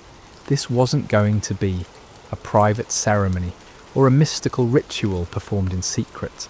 Everything Elijah was about to do would be in full view of hundreds or perhaps thousands of witnesses. There would be no opportunity for trickery, no possibility of deception, no room for doubt about what actually happened. The first thing Elijah did was repair the altar of the Lord that had been torn down. This altar represented the nation's covenant relationship with God, a relationship that had been broken by years of idolatry and rebellion. By repairing it, Elijah was symbolically calling the nation back to their true identity as God's chosen people. He took 12 stones, one for each of the tribes of Israel, even though the kingdom had been divided for generations. In God's eyes, his people were still one nation, still his chosen ones, still the objects of his covenant love, despite their unfaithfulness. Each stone was a reminder of God's promises to Abraham, Isaac and Jacob, promises that remained in effect despite the people's rebellion. With these 12 stones, Elijah built an altar in the name of the Lord. Then he dug a trench around it, large enough to hold about 15 litres of water. This wasn't just for dramatic effect, it was about to serve a very important purpose in demonstrating that what was about to happen could only be attributed to divine intervention. Chapter 9. The Ultimate Act of Faith. What Elijah did next was so audacious, so seemingly foolish, that it takes your breath away. Remember, this was in the 3rd year of a devastating drought. Water was more precious than gold. People were dying of thirst. Every drop was carefully conserved and rationed. And Elijah ordered 4 large jars to be filled with water and poured over the offering and the wood. Can you imagine the gasps from the crowd? Can you picture the shock on people's faces as they watched precious, life-giving water being poured out lavishly over an altar? Some in the crowd probably thought Elijah had lost his mind. Others might have been angry at what seemed like a wasteful display. But Elijah wasn't finished. "Do it again," he said. And they did it a second time, pouring out 4 more jars of precious water over the sacrifice and the wood. "Do it a 3rd time," Elijah commanded. And a 3rd time they soaked the altar until the water ran down around it and filled the trench he had dug. 12 jars of water in total. Everything was completely saturated. The wood was soaked through, the sacrifice was drenched, the stones were wet, even the ground around the altar was muddy with water.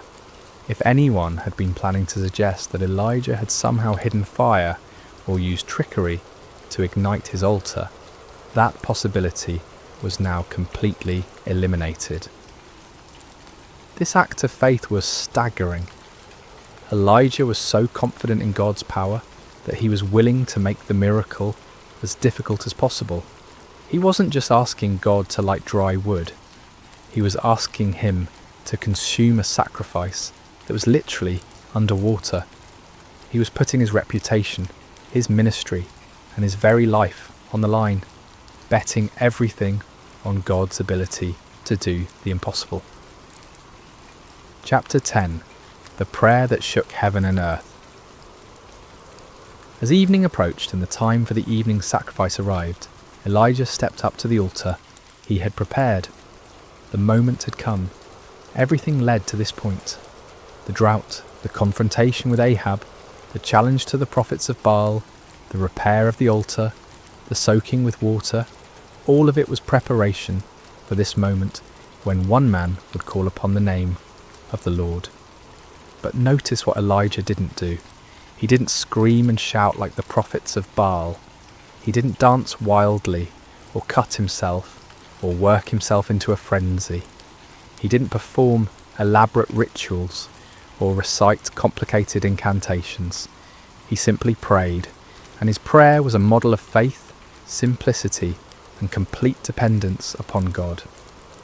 Lord, the God of Abraham, Isaac, and Israel, he began, immediately identifying the God he served not as a local deity or a tribal God, but as the God of the covenant, the God who had made promises to the patriarchs and had been faithful to those promises for generations. Let it be known today that you are God in Israel, and that I am your servant and have done all these things at your command. This wasn't about Elijah's reputation or glory. This wasn't about proving his own power or wisdom. This was about demonstrating to a watching world that the Lord alone is God, and that Elijah was merely his obedient servant.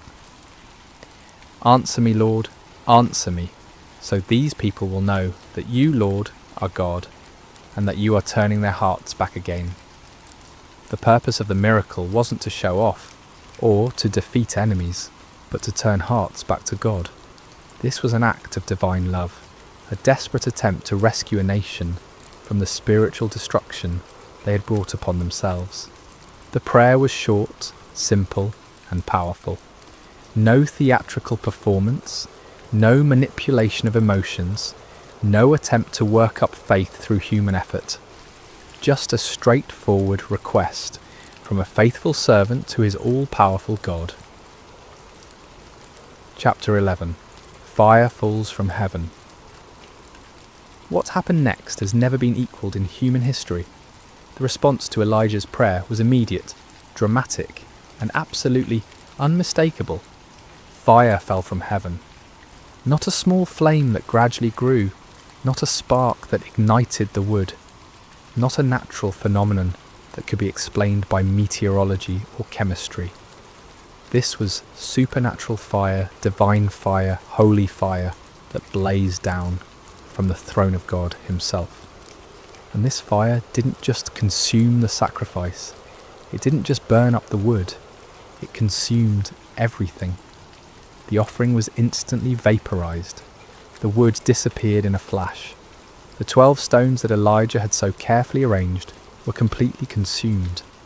Even the soil around the altar was burned up. The water in the trench, all those precious gallons that had been poured out, was licked up by the divine flames as if it had never been there. The heat must have been incredible. The light must have been blinding. The sound must have been like thunder echoing across the mountainside. Everyone watching would have felt the power of God in a way that shook them to their very core. This wasn't just a miracle, it was a demonstration of absolute divine authority. God was making a statement that could not be ignored, denied, or explained away. He was declaring to Israel, to the prophets of Baal, to King Ahab and Queen Jezebel, and to everyone watching, that he alone is God, that he alone has power over the elements, and that he alone deserves worship and obedience. Chapter 12. The people's response. When the people saw the fire fall from heaven and consume everything on the altar, their response was immediate and overwhelming. They fell prostrate on the ground, not just kneeling, but face down in the dirt, overwhelmed by the presence and power of the Almighty God. And they cried out in unison, "The Lord, He is God! The Lord, He is God!" Think about what this meant. Many of these same people had been worshipping Baal just hours before. They had been convinced that the storm god was real and powerful. They had invested their hopes, their prayers, and their sacrifices in a false deity. But now, confronted with undeniable evidence of God's power, they acknowledged the truth they had been running from for 3 years. This wasn't just an intellectual acknowledgement or a polite religious sentiment. This was a deep, heart-level recognition of divine authority. They had seen something that shattered their old beliefs and transformed their understanding of spiritual reality. The God of Israel, the God of Abraham, Isaac and Jacob, the God their fathers had worshipped. He was the true God, and all other gods were mere pretenders. The cry, "The Lord, He is God," became a declaration of faith that echoed across the mountainside and down through the centuries. It was a moment of national awakening, a turning point when an entire people group remembered who they were and whose they were. Chapter 13. Justice and Restoration. But the story didn't end with the people's declaration of faith. God's justice demanded that those who had led the nation astray face the consequences of their deception. Under Elijah's direction, the people seized the 450 prophets of Baal who had spent the day proving the powerlessness of their God. This might seem harsh to our modern sensibilities, but we need to understand the context. These men had been leading an entire nation away from the true God. They had been accomplices in the persecution and murder of God's true prophets. They had been teaching lies in the name of religion, deceiving people who were desperately seeking spiritual truth. Their deception had contributed to the spiritual darkness that had brought God's judgment upon the land. Justice was swift and final. All 450 prophets of Baal were executed, removing the source of false teaching that had poisoned the nation's spiritual life. With the false prophets dealt with and the people's hearts turned back to God, it was time for the next phase of God's plan, the restoration of His blessing upon the land. Chapter 14. The sound of abundant rain. Elijah said to Ahab, "Go, eat and drink, for there is the sound of a heavy rain." This statement is remarkable for several reasons. First, there wasn't a cloud in the sky. The weather conditions were identical to what they had been for 3 years. Hot, dry, and utterly cloudless. But Elijah had the faith to hear the sound of rain that existed only in the promise of God. This is the kind of faith that sees the invisible and hears the inaudible. Elijah wasn't looking at circumstances or relying on weather forecasts. He was trusting in the word of God, who had promised to send rain upon the land.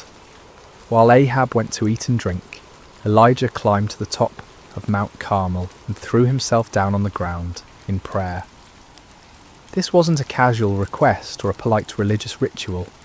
This was intense, fervent prayer from a man who understood that he was participating in God's plan to restore His people. 7 times Elijah sent his servant to look toward the sea for signs of rain.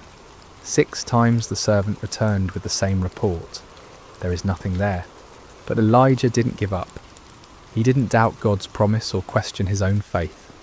He kept praying, kept believing, kept expecting God to fulfill His word.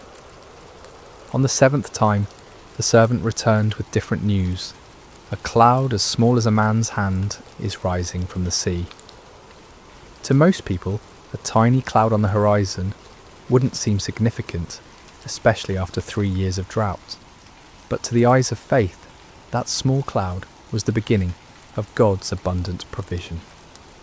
Elijah immediately told his servant to run to Ahab with this message. hitch up your chariot and go down before the rain stops you. Chapter 15. The Storm of Restoration. What followed was one of the most dramatic weather changes in recorded history. The tiny cloud that had appeared on the horizon quickly grew and multiplied. The sky, which had been clear blue for 3 years, suddenly turned black with storm clouds. The wind began to blow with increasing intensity, and then the rain began to fall. But this wasn't a gentle shower or a light drizzle. This was a torrential downpour, a deluge that made up for 3 years of drought in a matter of hours. The rain came down in sheets so heavy that visibility was reduced to just a few feet. The ground, which had been hard as concrete from years of drought, couldn't absorb the water fast enough, and soon rivers of rainwater were flowing down every hillside and through every valley. It was as if God was saying, "You thought I had forgotten how to send rain? You believed that Baal was the god of storms? Let me show you what real divine power looks like." The storm was so intense that King Ahab, travelling in his royal chariot, had difficulty making the journey back to his palace in Jezreel. But here's one of the most amazing details of the entire story. The power of the Lord came on Elijah, and tucking his cloak into his belt, he ran ahead of Ahab's chariot all the way to Jezreel. Picture this scene. A middle-aged prophet who had just spent an entire day in intense spiritual warfare, who had just called down fire from heaven and orchestrated the execution of 450 false prophets who had just prayed intensely for rain. This same man was given supernatural strength to outrun a horse-drawn chariot for about 17 miles through a driving rainstorm. This wasn't natural human endurance. This was divine empowerment, God's way of putting an exclamation point on the entire day's events. Even in the storm, even in the exhaustion that should have followed such an intense spiritual battle, God's power was sufficient to carry his faithful servant. Chapter 16. Lessons for today. The story of Elijah on Mount Carmel is far more than just an exciting historical account. It's a template for understanding how God works in our world today and how he calls each of us to live lives of faith and courage. First, we see the power of standing alone for truth. Elijah was outnumbered 450 to 1, but he wasn't really alone because God was with him. In our culture today, it often feels like those who stand for biblical truth are vastly outnumbered by those who have embraced the false gods of our age. Materialism, relativism, hedonism, and secular humanism. But numbers don't determine truth, and God's power isn't limited by human statistics. Second, we learn that false gods will always disappoint. The prophets of Baal cried out to their God from morning until evening, but he never answered because he wasn't real. Today's false gods, money, success, pleasure, power, technology, entertainment, promise fulfillment, but can never deliver on their promises. Only the true God can satisfy the deepest longings of the human heart. Third, we see that God often chooses to work through ordinary people who have extraordinary faith. Elijah wasn't from a prominent family or an influential background. He was just a man who believed God and was willing to stake everything on that belief. God is still looking for such people today, men and women who will trust him completely and obey him fully, regardless of the circumstances or the opposition. Fourth, we learn the importance of prayer in the life of faith. Elijah's prayer was simple but powerful because it was offered in complete faith and alignment with God's will. He wasn't trying to manipulate God or impress people. He was simply communicating with his heavenly Father and trusting him to act according to his promises. Fifth, we see that God's miracles often come after periods of preparation and testing. The 3 years of drought weren't just punishment for sin, they were preparation for a miracle. God was setting the stage for a demonstration of his power that would be undeniable and unforgettable. Sometimes what looks like delay in our lives is actually divine preparation for something greater than we could imagine. Conclusion. Where is your Mount Carmel? As we conclude this incredible story, I want to ask you a personal question. Where is your Mount Carmel? What situation in your life is calling for a clear demonstration of God's power and faithfulness? What false gods have you been trusting instead of the one true God? What impossible circumstance are you facing that only divine intervention can resolve? Maybe you're facing a financial crisis that seems hopeless and you need God to provide for your needs in supernatural ways. Perhaps you're dealing with a health challenge that has left doctors puzzled, and you need the great physician to demonstrate his healing power. It could be that you're struggling with a relationship that seems beyond repair, and you need the God of restoration to work a miracle in your marriage or family. Or maybe your Mount Carmel is more internal. Maybe you've been worshipping the false gods of success, approval, comfort, or control, and you need to experience the reality of God's presence and power in a fresh way. Maybe you've been trying to live the Christian life in your own strength, and you need to discover what it means to depend completely on God's power rather than your own abilities. The same God who answered Elijah's prayer with fire from heaven is still on the throne today. He still hears the prayers of his people. He still demonstrates his power in impossible situations. He still turns hearts back to himself and brings restoration where there has been devastation. But like Elijah, we must be willing to stake everything on God's faithfulness.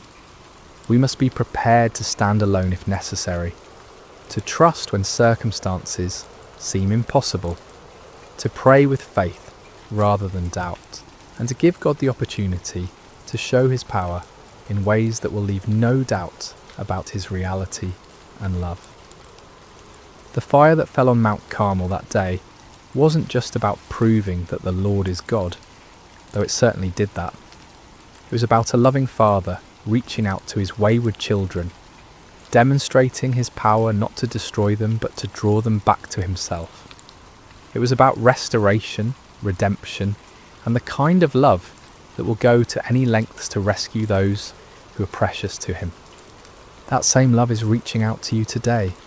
That same power is available to you in your situation. That same God who answered Elijah is waiting to answer your prayers and demonstrate his faithfulness in your life. The question isn't whether God is able. The question is whether you're willing to trust him completely, to step out in faith even when the odds seem impossible, and to give him the opportunity to show his power in your Mount Carmel moment. So I challenge you today, don't settle for the false gods of our culture. Don't be satisfied with a powerless religion that looks good on the surface but lacks the reality of divine presence.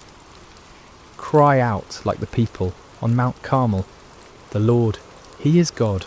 The Lord, he is God." And then watch as the fire of his presence transforms your impossible situation into a testimony of his faithfulness and power. The same God who sent fire from heaven is ready to move in your life today. Are you ready to trust him completely and see what he will do?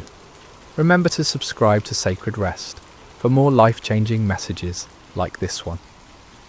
Until next time, may you know the reality of God's presence and power in every area of your life. God bless you. Hello friends, and welcome to Sacred Slumber. I hope your day has been filled with blessings, no matter what time you're joining us or where you are in this beautiful world. Before we begin tonight's journey into the remarkable story of Gideon, I want to invite you to subscribe to Sacred Slumber so you never miss these powerful biblical narratives that can transform your heart and strengthen your faith. Now let's settle in as we explore one of the most extraordinary accounts of courage, faith and divine intervention in all of Scripture. The sun hung low over the hills of Israel, casting long shadows across a land that had once flowed with milk and honey. But those days seemed like distant memories now.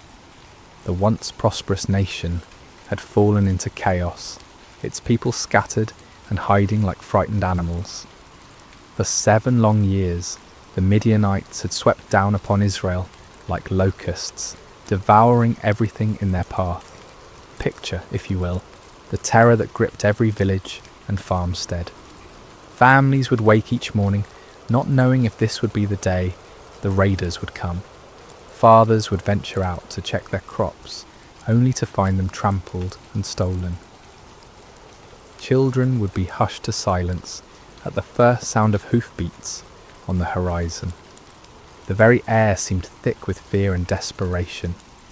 The Midianites, along with their allies, the Amalekites, and other eastern peoples, had turned the conquest of Israel into an annual ritual. Like a plague of locusts, they would arrive at harvest time, their camels beyond counting, stretching across the landscape as far as the eye could see. They would strip the land bare, taking not only the grain and livestock, but also crushing the spirits of God's chosen people. Farmers had abandoned their fields, choosing instead to hide in mountain caves and underground chambers. The marketplaces that once bustled with commerce now stood empty and silent. What should have been a time of celebration and thanksgiving for the harvest had become a season of dread and starvation. Israel's cities, once proud and strong, had crumbled into mere shadows of their former glory. The walls that should have protected the people lay in ruins, and the gates that once welcomed travellers now hung broken on their hinges. It was as if the very blessing of God had departed from the land, leaving behind only sorrow and defeat. In this atmosphere of despair, mothers would gather their children close and whisper the old stories of how God had delivered their ancestors from Egypt, how he had parted the Red Sea and given them victory over mighty enemies. But those stories seemed like fairy tales now, beautiful but impossible dreams from a time when God still cared about his people. The elders of Israel shook their heads in bewilderment. Where was the God of Abraham, Isaac and Jacob? Where was the mighty deliverer who had once fought for them? Had he forgotten his covenant? Had he abandoned them to their enemies forever? It was into this world of darkness and desperation that our story begins, in the small town of Ophrah, where a young man named Gideon was about to discover that God had not forgotten his people, after all. But Gideon, like so many others, had lost hope. He had watched his family's livelihood disappear year after year, and he had grown tired of empty promises and unanswered prayers. On this particular day, as storm clouds gathered on the horizon, both literally and figuratively, Gideon was engaged in the dangerous work of threshing wheat. But he wasn't doing it in the traditional threshing floor, where the grain could be properly separated from the chaff by the wind. Instead, he was hidden away in a wine press, a place where grapes were normally crushed to make wine. It was cramped, inefficient, and poorly ventilated, but it offered something more valuable than convenience. It offered concealment from enemy eyes. As Gideon worked in his makeshift hiding place, sweat dripping from his brow in the confined space, he embodied the broken spirit of his entire nation. Here was a man reduced to secret, fearful labour just to provide basic sustenance for his family. The very act of threshing wheat, once a joyful community celebration, had become a furtive, isolated struggle for survival. Little did Gideon know that this moment of apparent defeat would become the launching pad for one of the most remarkable displays of God's power in human history. The God who seemed absent was actually watching, waiting, and preparing to use this unlikely hero in ways that would astound both friend and foe alike. The rhythm of Gideon's work was steady but tense. Each strike of his flail against the wheat stalks echoed softly in the confined space of the wine press.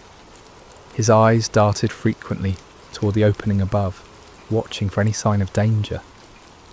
The precious grain he was salvaging represented not just food for today, but hope for tomorrow, assuming the Midianites didn't discover his hiding place. The silence of the afternoon was broken by an unexpected voice. "The Lord is with you, mighty warrior." Gideon's heart nearly stopped. He spun around, flail raised defensively, expecting to see a Midianite scout who had somehow discovered his secret location. Instead, he found himself face to face with a figure unlike any he had ever encountered. The stranger sat calmly beneath the great oak tree that overlooked the wine press, his presence somehow both commanding and peaceful. The greeting struck Gideon as almost mockingly ironic. Mighty warrior? Him? The man who was reduced to threshing wheat in secret, constantly looking over his shoulder in fear. And the Lord is with you? If that were true, then why was Israel suffering under such devastating oppression? "Pardon me, my lord," Gideon replied, his voice heavy with skepticism and pain.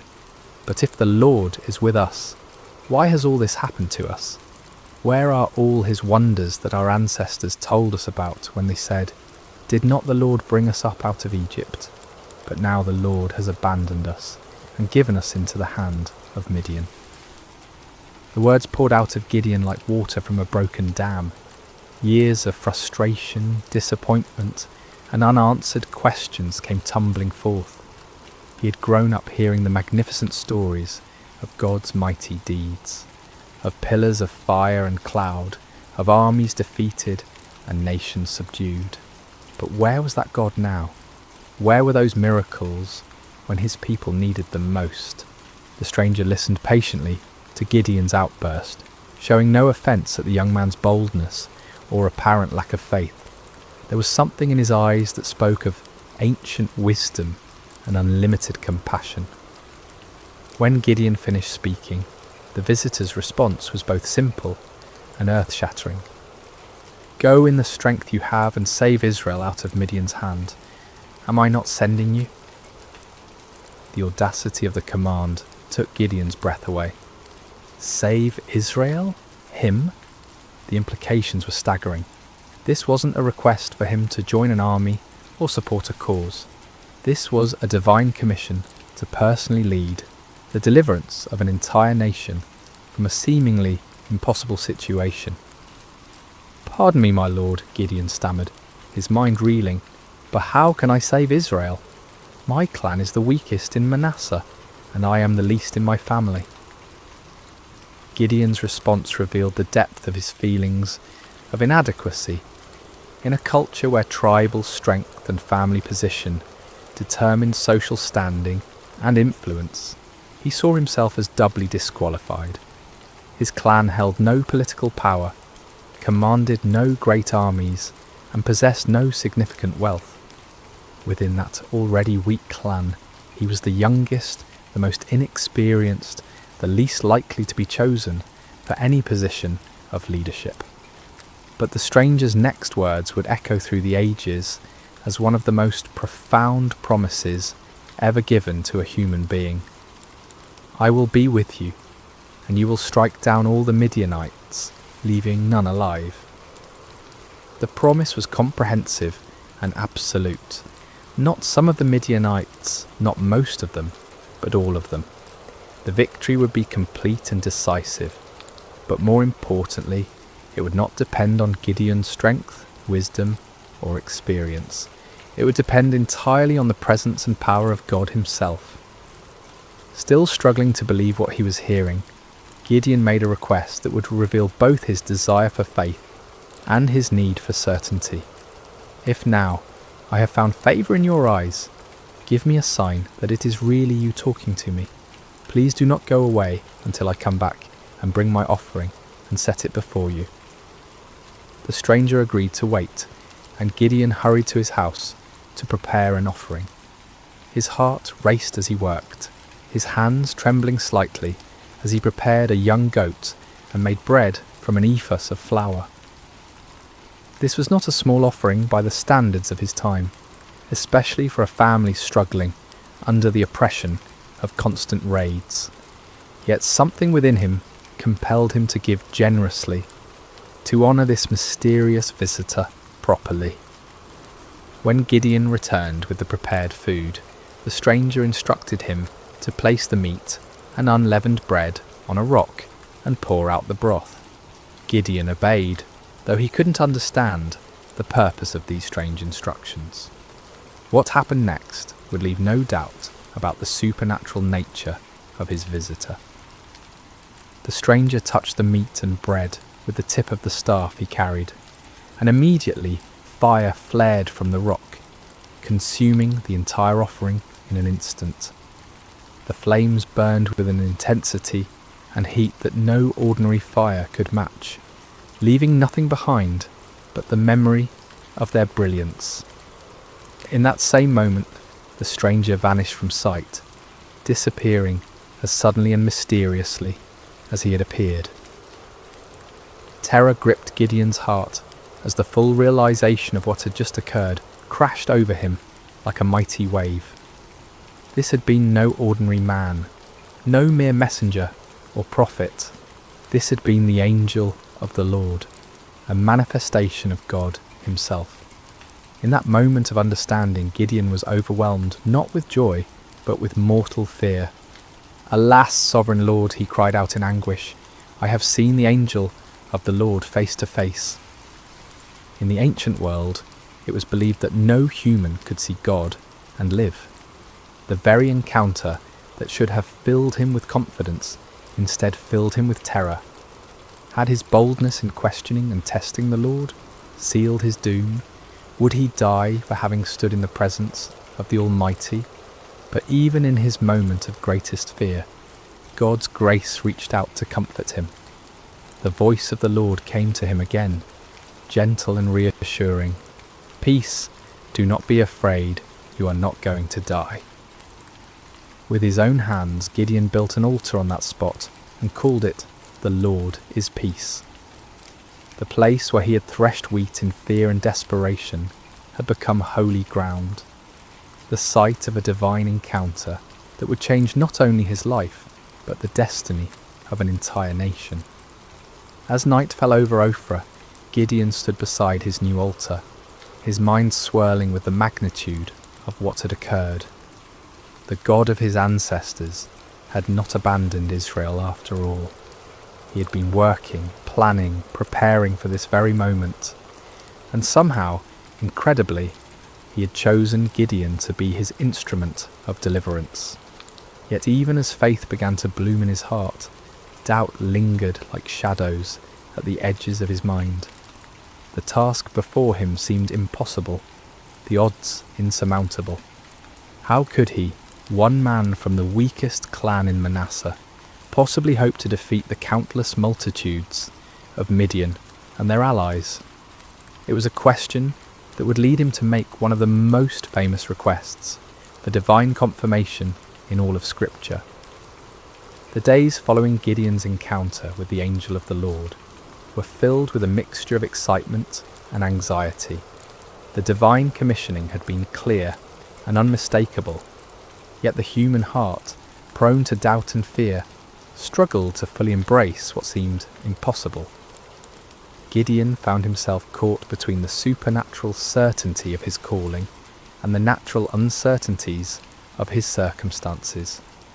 As he went about his daily tasks, Gideon's mind constantly returned to that moment when fire had consumed his offering and the angel had vanished from sight.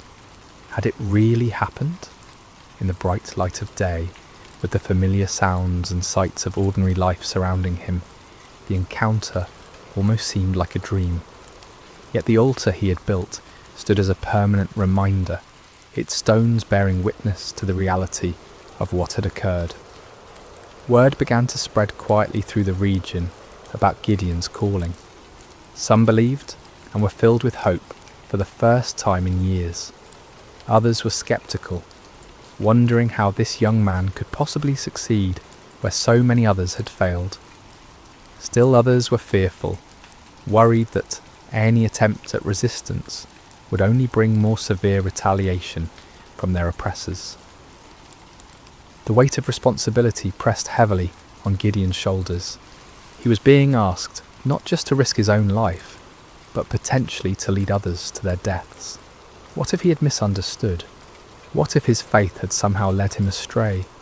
The consequences of a mistake would be catastrophic, not just for him, but for all who would follow him.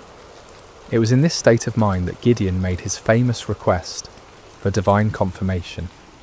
The fleece test, as it would come to be known, represented not a lack of faith, but rather a deep desire for certainty in the face of overwhelming responsibility.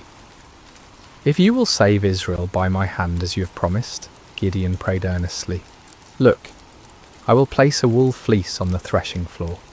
If there is dew only on the fleece, and all the ground is dry, then I will know that you will save Israel by my hand, as you said." The request was specific and measurable. In the normal course of nature, dew would form on all surfaces exposed to the night air. If God could reverse this natural process, causing moisture to collect only on the fleece, while leaving the surrounding ground completely dry, it would serve as an unmistakable sign of divine intervention. Gideon placed the fleece carefully on the threshing floor as evening approached. All through the night he must have awakened periodically, wondering what he would find in the morning. As dawn broke, he hurried to the spot where he had placed his test. What he discovered filled him with wonder and awe. The fleece was thoroughly saturated with dew, so much so that when he wrung it out, he was able to fill an entire bowl with water. Yet all around it, the ground was completely dry, as if an invisible barrier had prevented any moisture from settling anywhere but on the wool. The sign was clear and unmistakable, yet Gideon's human nature craved even greater certainty. The magnitude of what he was being called to do seemed to justify asking for additional confirmation. With remarkable humility and boldness he approached God with yet another request. "Do not be angry with me," Gideon prayed, acknowledging that his repeated testing might seem to indicate a lack of trust. "Let me make just one more request. Allow me one more test with the fleece, but this time make the fleece dry and let the ground be covered with dew." This second test was even more remarkable than the first. It would be one thing for God to cause dew to collect on a single object, while keeping the surrounding area dry, but it would be quite another to keep one small piece of wool completely dry while saturating everything around it. This second sign would demonstrate not just God's power over nature, but his precise control over the smallest details. Again, Gideon placed the fleece on the threshing floor and waited through the night.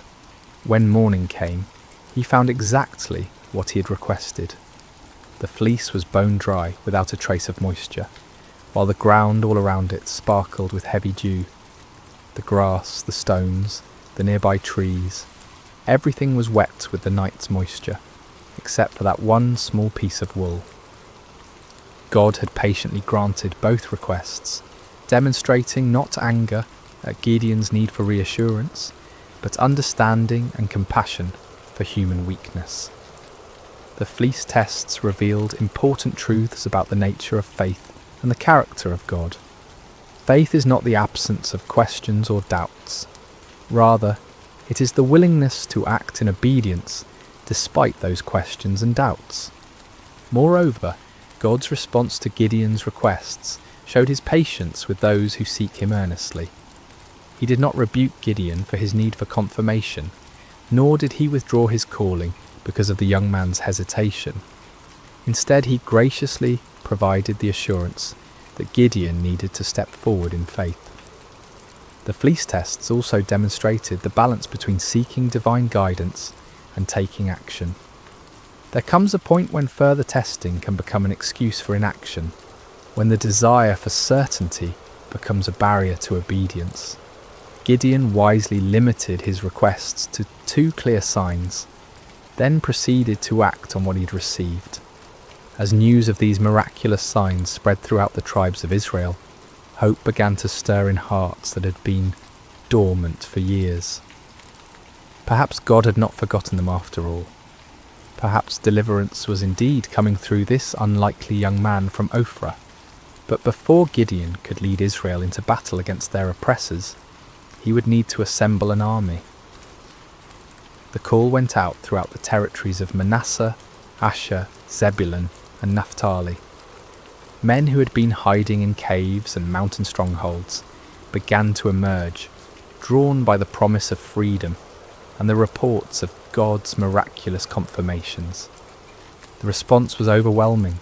32,000 men answered the call, a substantial army by any measure. These were not professional soldiers, but farmers and craftsmen, fathers and sons, united by their hatred of oppression and their desperate hope for liberation. They came carrying whatever weapons they could find, swords that had been hidden from enemy raids, spears hastily fashioned from farming tools, bows that had been used for hunting game in the wilderness. As Gideon looked out over this vast assembly of volunteers, he might have felt a surge of confidence. Surely with 32,000 men, even amateur fighters, he could mount a credible challenge to the Midianite forces. The odds were still daunting, given that the enemy could field armies many times larger, but at least now they had a fighting chance. Yet God had other plans.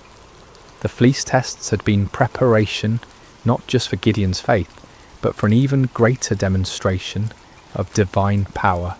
The true test was not whether Gideon could trust God with impossible signs, but whether he could trust God with an impossible strategy. What happened next would shock both Gideon and his army, challenging every human assumption about warfare and victory. God was about to demonstrate that his ways are not our ways, and that his power is made perfect, not in human strength, but in human weakness. The morning sun cast long shadows across the camp as 32,000 men prepared for what they believed would be their march to war. Weapons were sharpened, provisions were packed, and final prayers were offered. The air buzzed with nervous energy as farmers turned warriors contemplated the battle that lay ahead. Gideon moved among his troops, offering words of encouragement and trying to project the confidence that a leader must display. Yet privately, he was still awed by the magnitude of what was happening. Just weeks earlier, he had been hiding in a wine press, and now he stood at the head of the largest volunteer army Israel had assembled in generations. But as the army prepared to march toward the enemy encampment, God spoke to Gideon with words that must have sent shockwaves through his entire being. "You have too many men. I cannot deliver Midian into their hands, or Israel would boast against me. Our own strength has saved us." Too many men? The statement seemed to defy all military logic. The Midianites and their allies numbered in the hundreds of thousands. Their camels alone described as being like locusts for multitude. How could 32,000 possibly be considered too many? Yet God's reasoning revealed a profound truth about the nature of divine deliverance. If Israel won the coming battle through conventional military means, they would inevitably credit their victory to their own strength, strategy, and courage.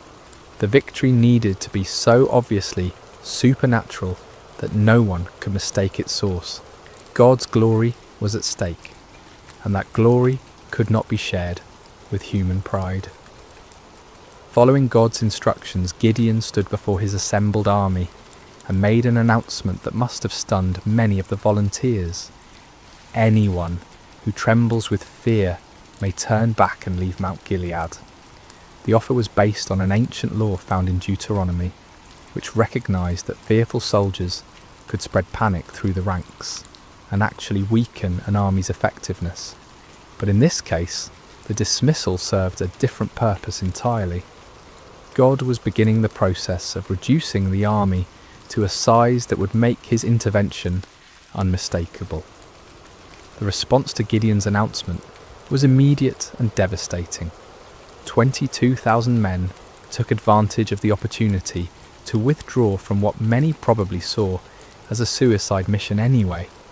These were not cowards in the traditional sense. They were ordinary people facing an extraordinary situation, and they chose the safety of their families over the uncertainties of battle. As Gideon watched more than 2/3 of his army walk away, his heart must have sunk. 10,000 men remained, still a respectable force, but far fewer than what seemed necessary for the task ahead. Surely now they could proceed with God's blessing. But God was not finished with his reductions. "There are still too many men," came the divine word. "Take them down to the water, and I will thin them out for you there. If I say, 'This one shall go with you,' he shall go. But if I say, 'This one shall not go with you,' he shall not go." The instruction was puzzling and specific. Gideon was to observe how the men drank water and select his final army based on their drinking method.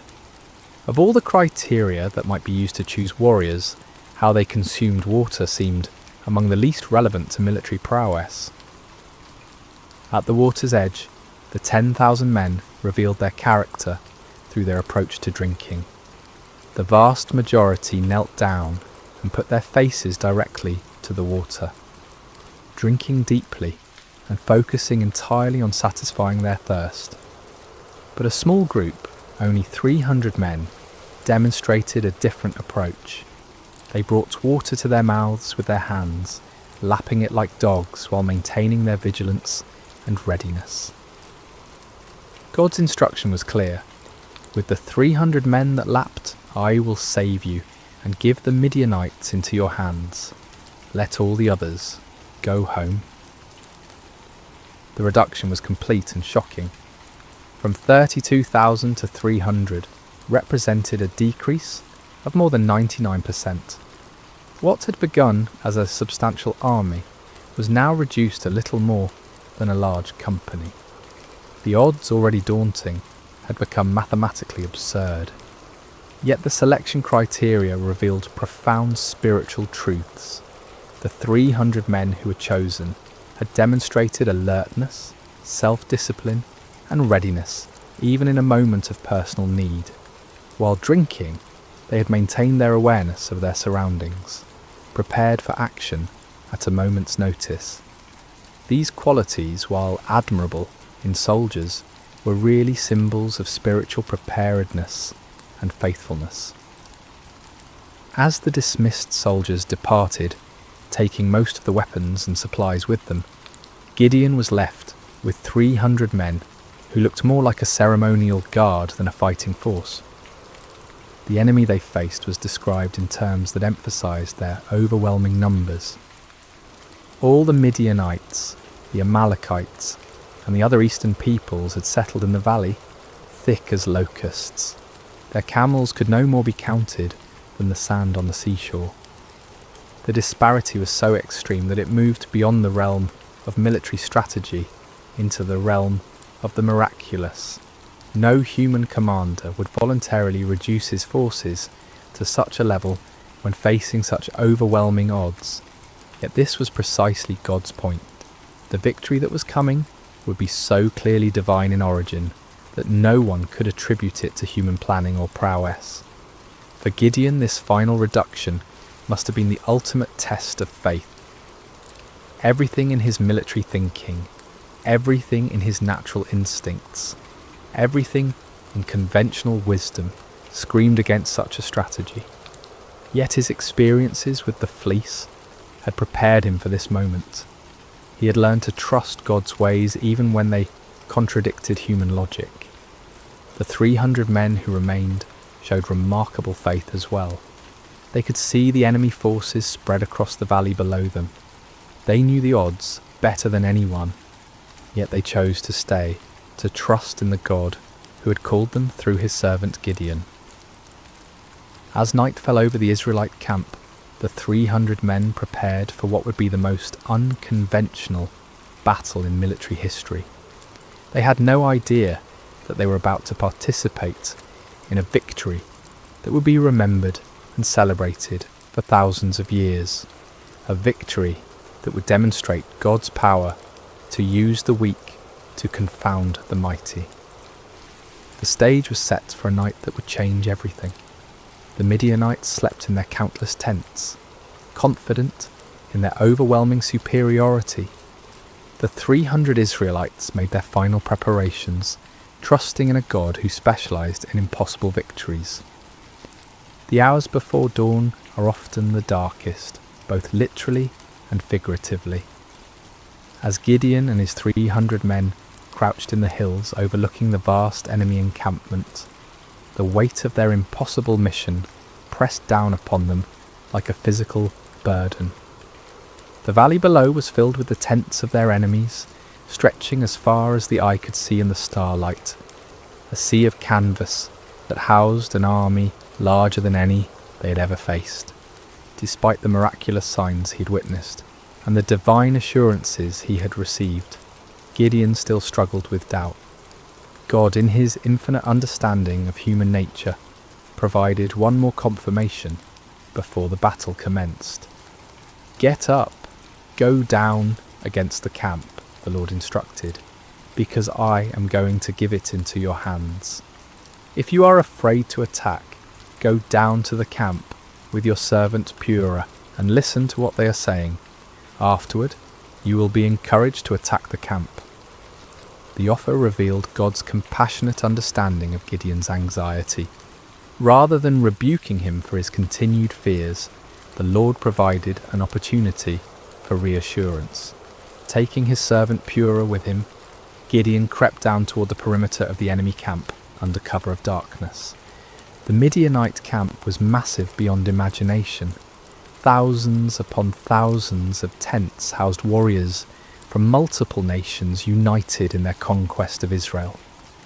The sounds of the sleeping army filled the night air, snoring soldiers, restless camels, the occasional challenge of sentries.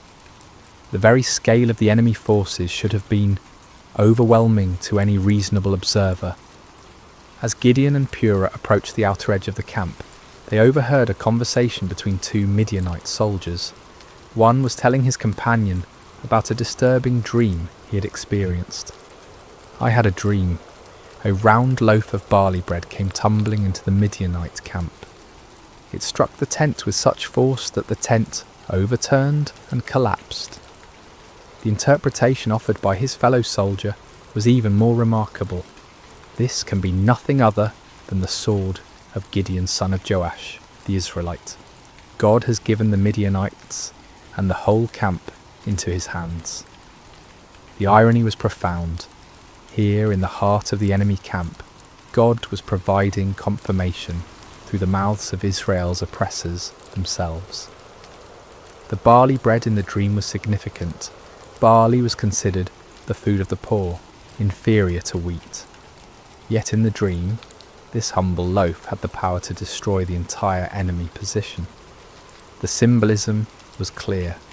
God would use the humble and despised to bring down the mighty and proud. That Gideon's name was already known to the enemy indicated that word of the gathering Israelite resistance had reached their ears.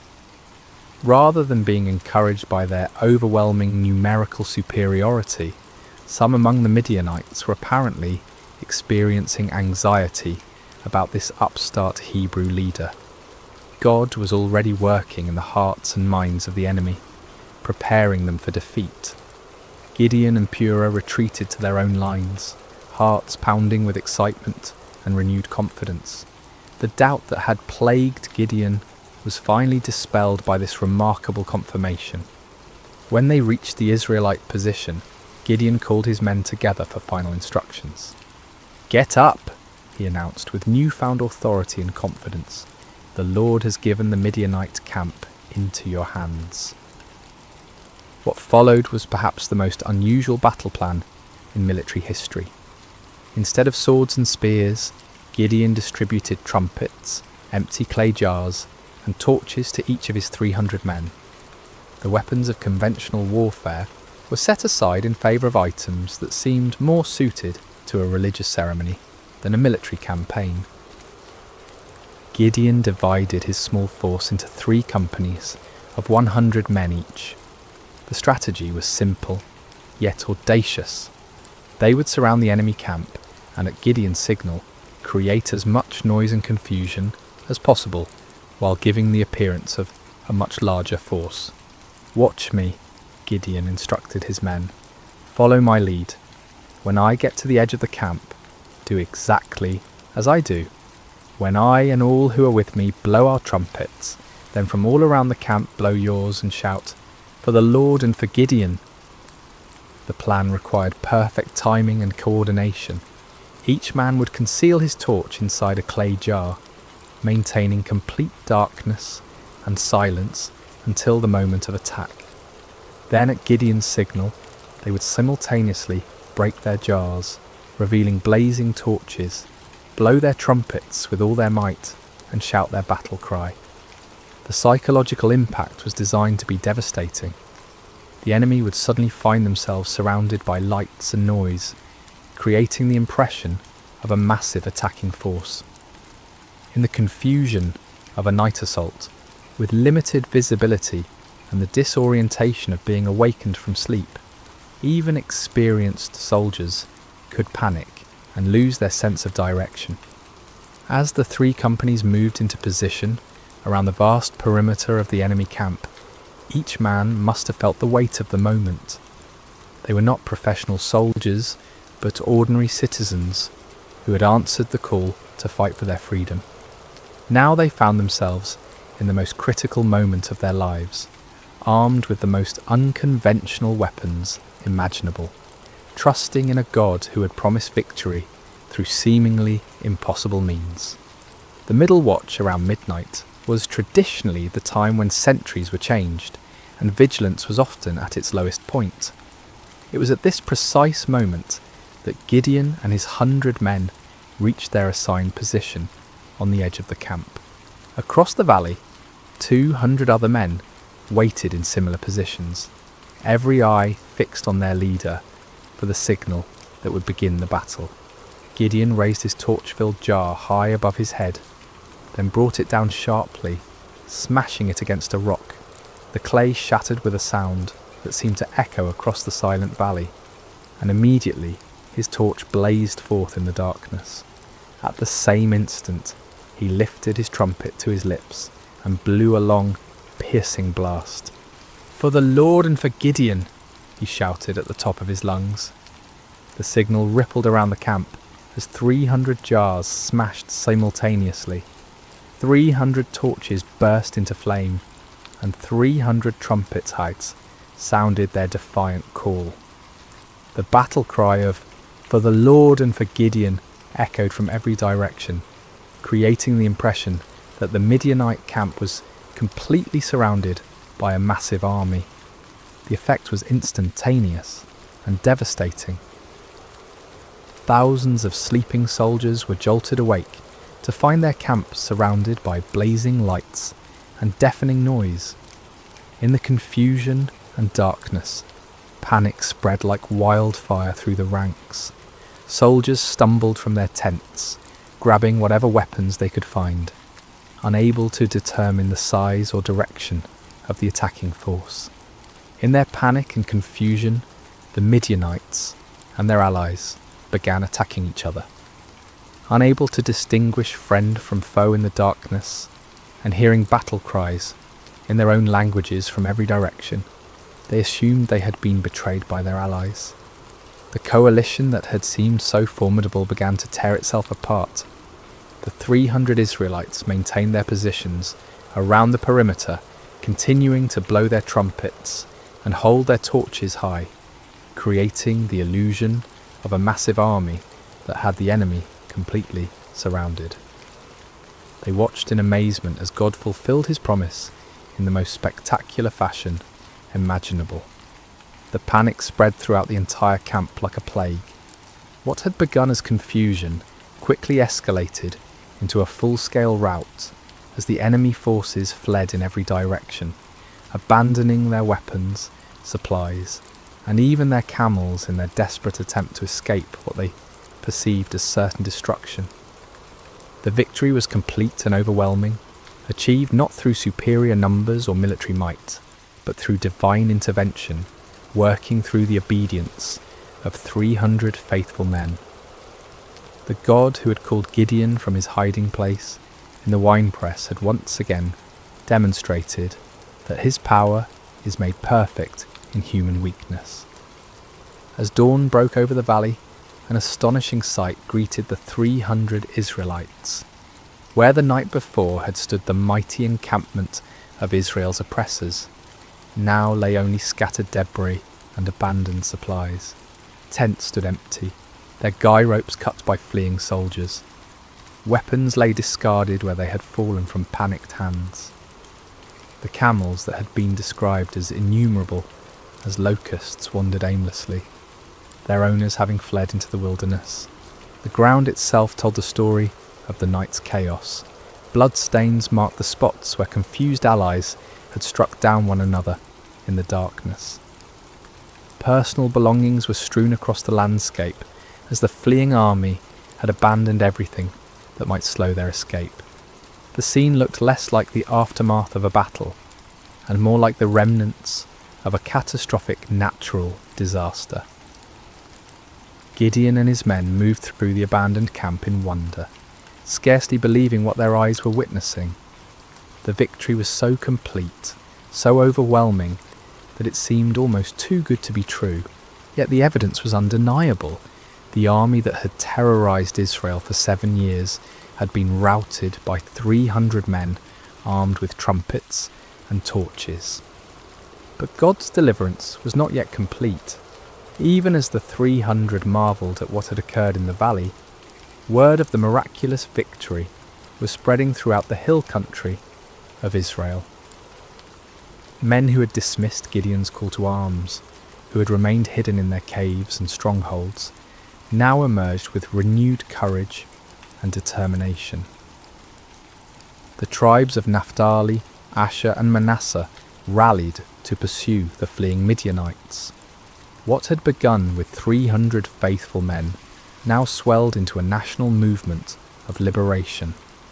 The psychological impact of the victory was as important as the military result.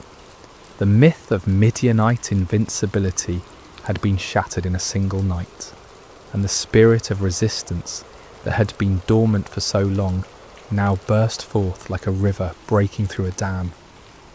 Gideon sent messengers throughout the hill country of Ephraim with urgent instructions.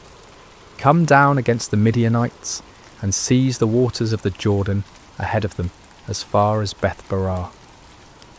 This strategic move would cut off the enemy's escape routes and ensure that the victory would be complete.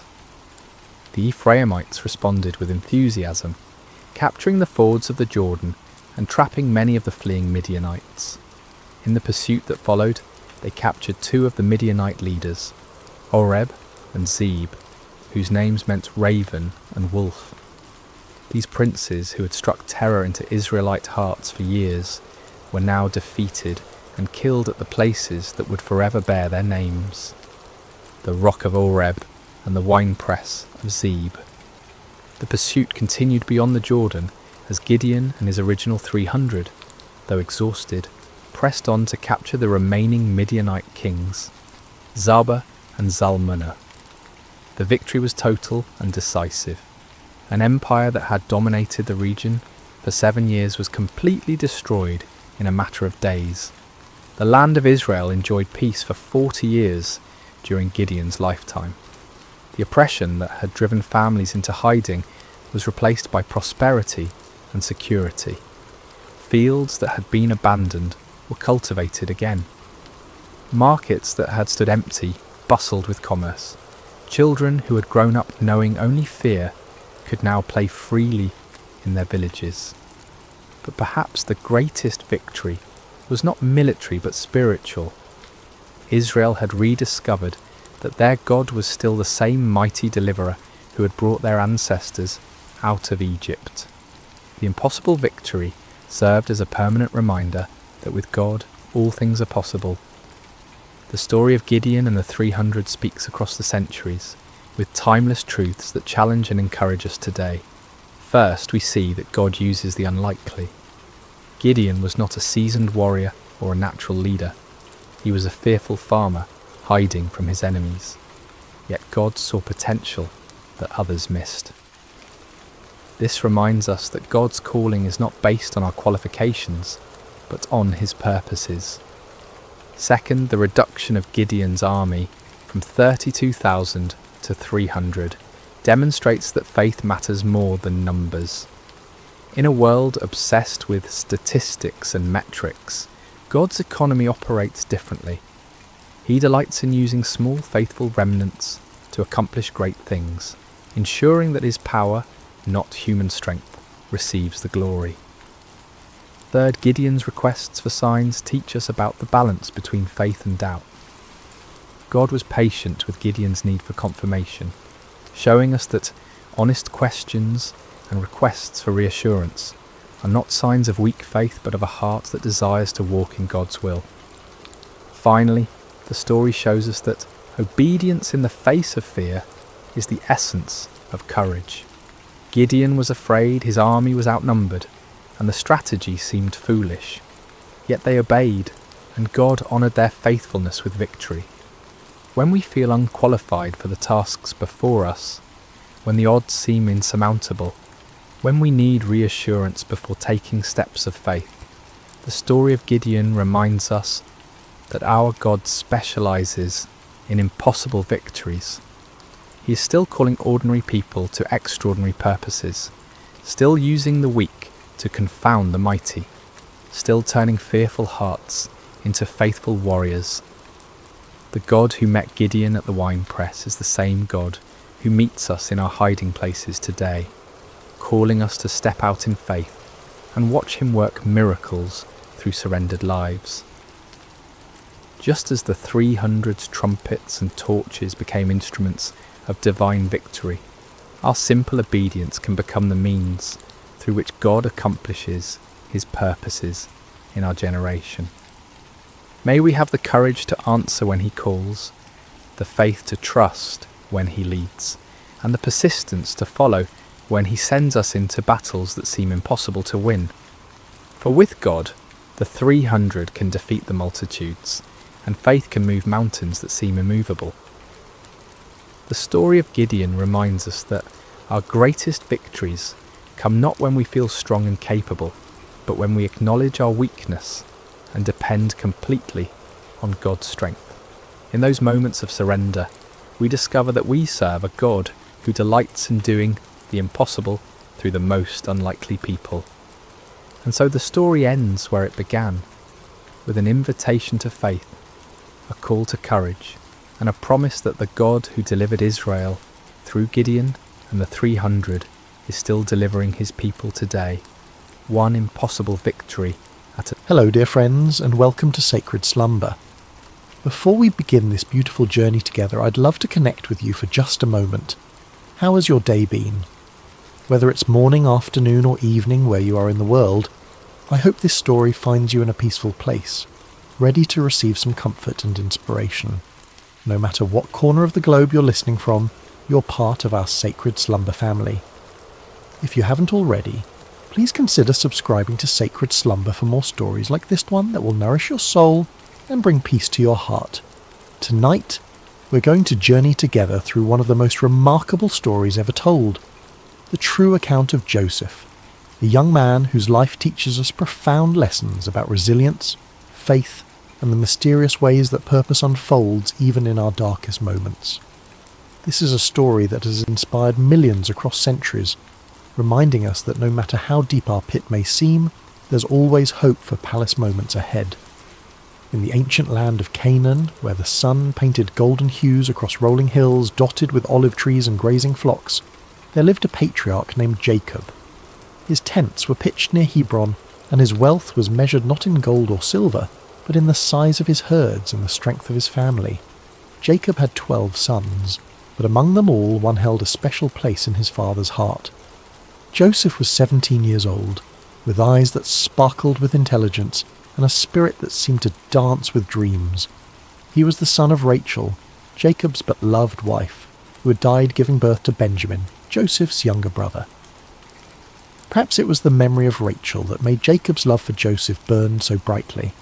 Or perhaps it was something else. A recognition of the extraordinary destiny that seemed to hover around this particular son like morning mist around a mountain peak. The favouritism was evident to everyone in the household.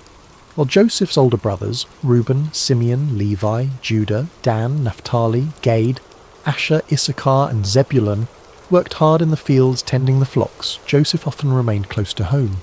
His brothers wore the simple, practical garments of shepherds, but Joseph wore something entirely different. One day Jacob called Joseph to his tent. The old man's hands, weathered by years of labour and life, held a garment that took Joseph's breath away. It was a coat of many colours, rich blues like the depths of the sea, vibrant reds like the sunset over the desert, brilliant yellows like fields of grain, and deep purples like the robes of kings.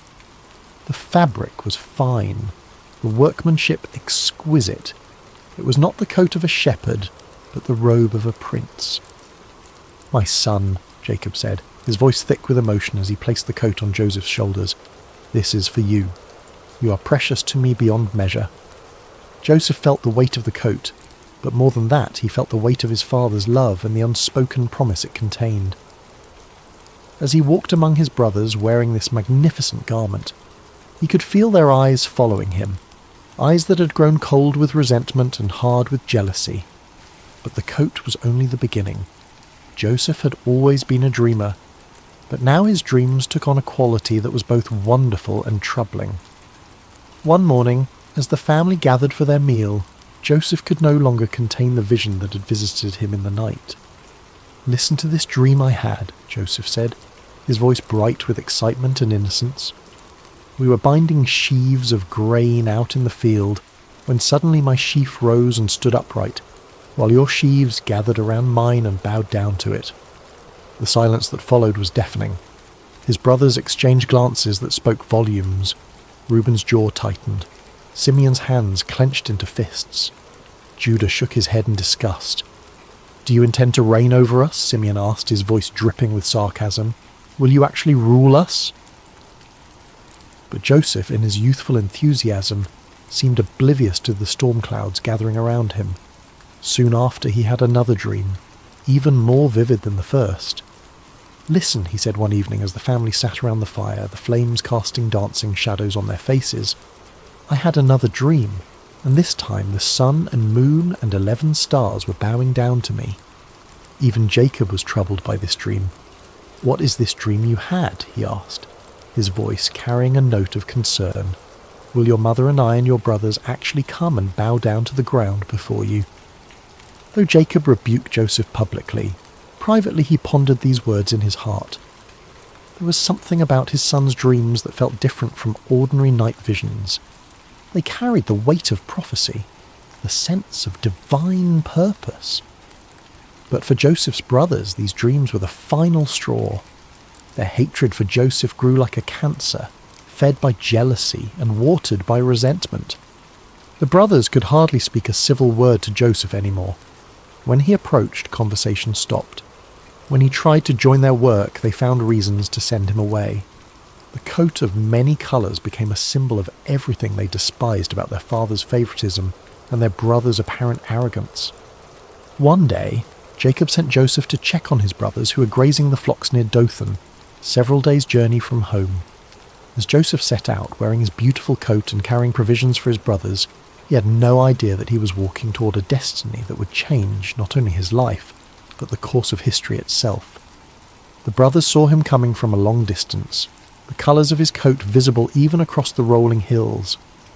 As that familiar figure approached, the resentment that had been building for years finally reached its boiling point.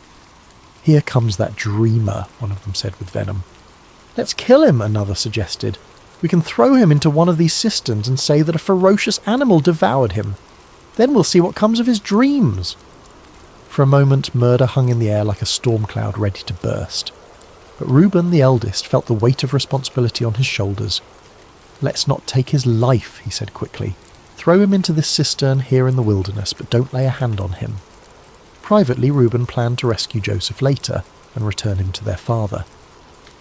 When Joseph finally reached his brothers, he greeted them with a smile, completely unaware of the dark thoughts that had been brewing in their hearts. But instead of the warm welcome he expected, they seized him roughly. Hands that should have embraced him tore at his beautiful coat, stripping it from his body. Before he could fully comprehend what was happening, they had grabbed him and thrown him into an empty cistern. The pit was deep and dry, its walls smooth stone that offered no hope of escape. As Joseph hit the bottom, the breath knocked from his lungs. He looked up to see the circle of sky above growing smaller as his brothers walked away. The silence was overwhelming. One moment he had been walking free under the open sky, and the next he was trapped in a hole in the ground, abandoned by his own family. Above him, his brothers sat down to eat their meal, as if nothing had happened.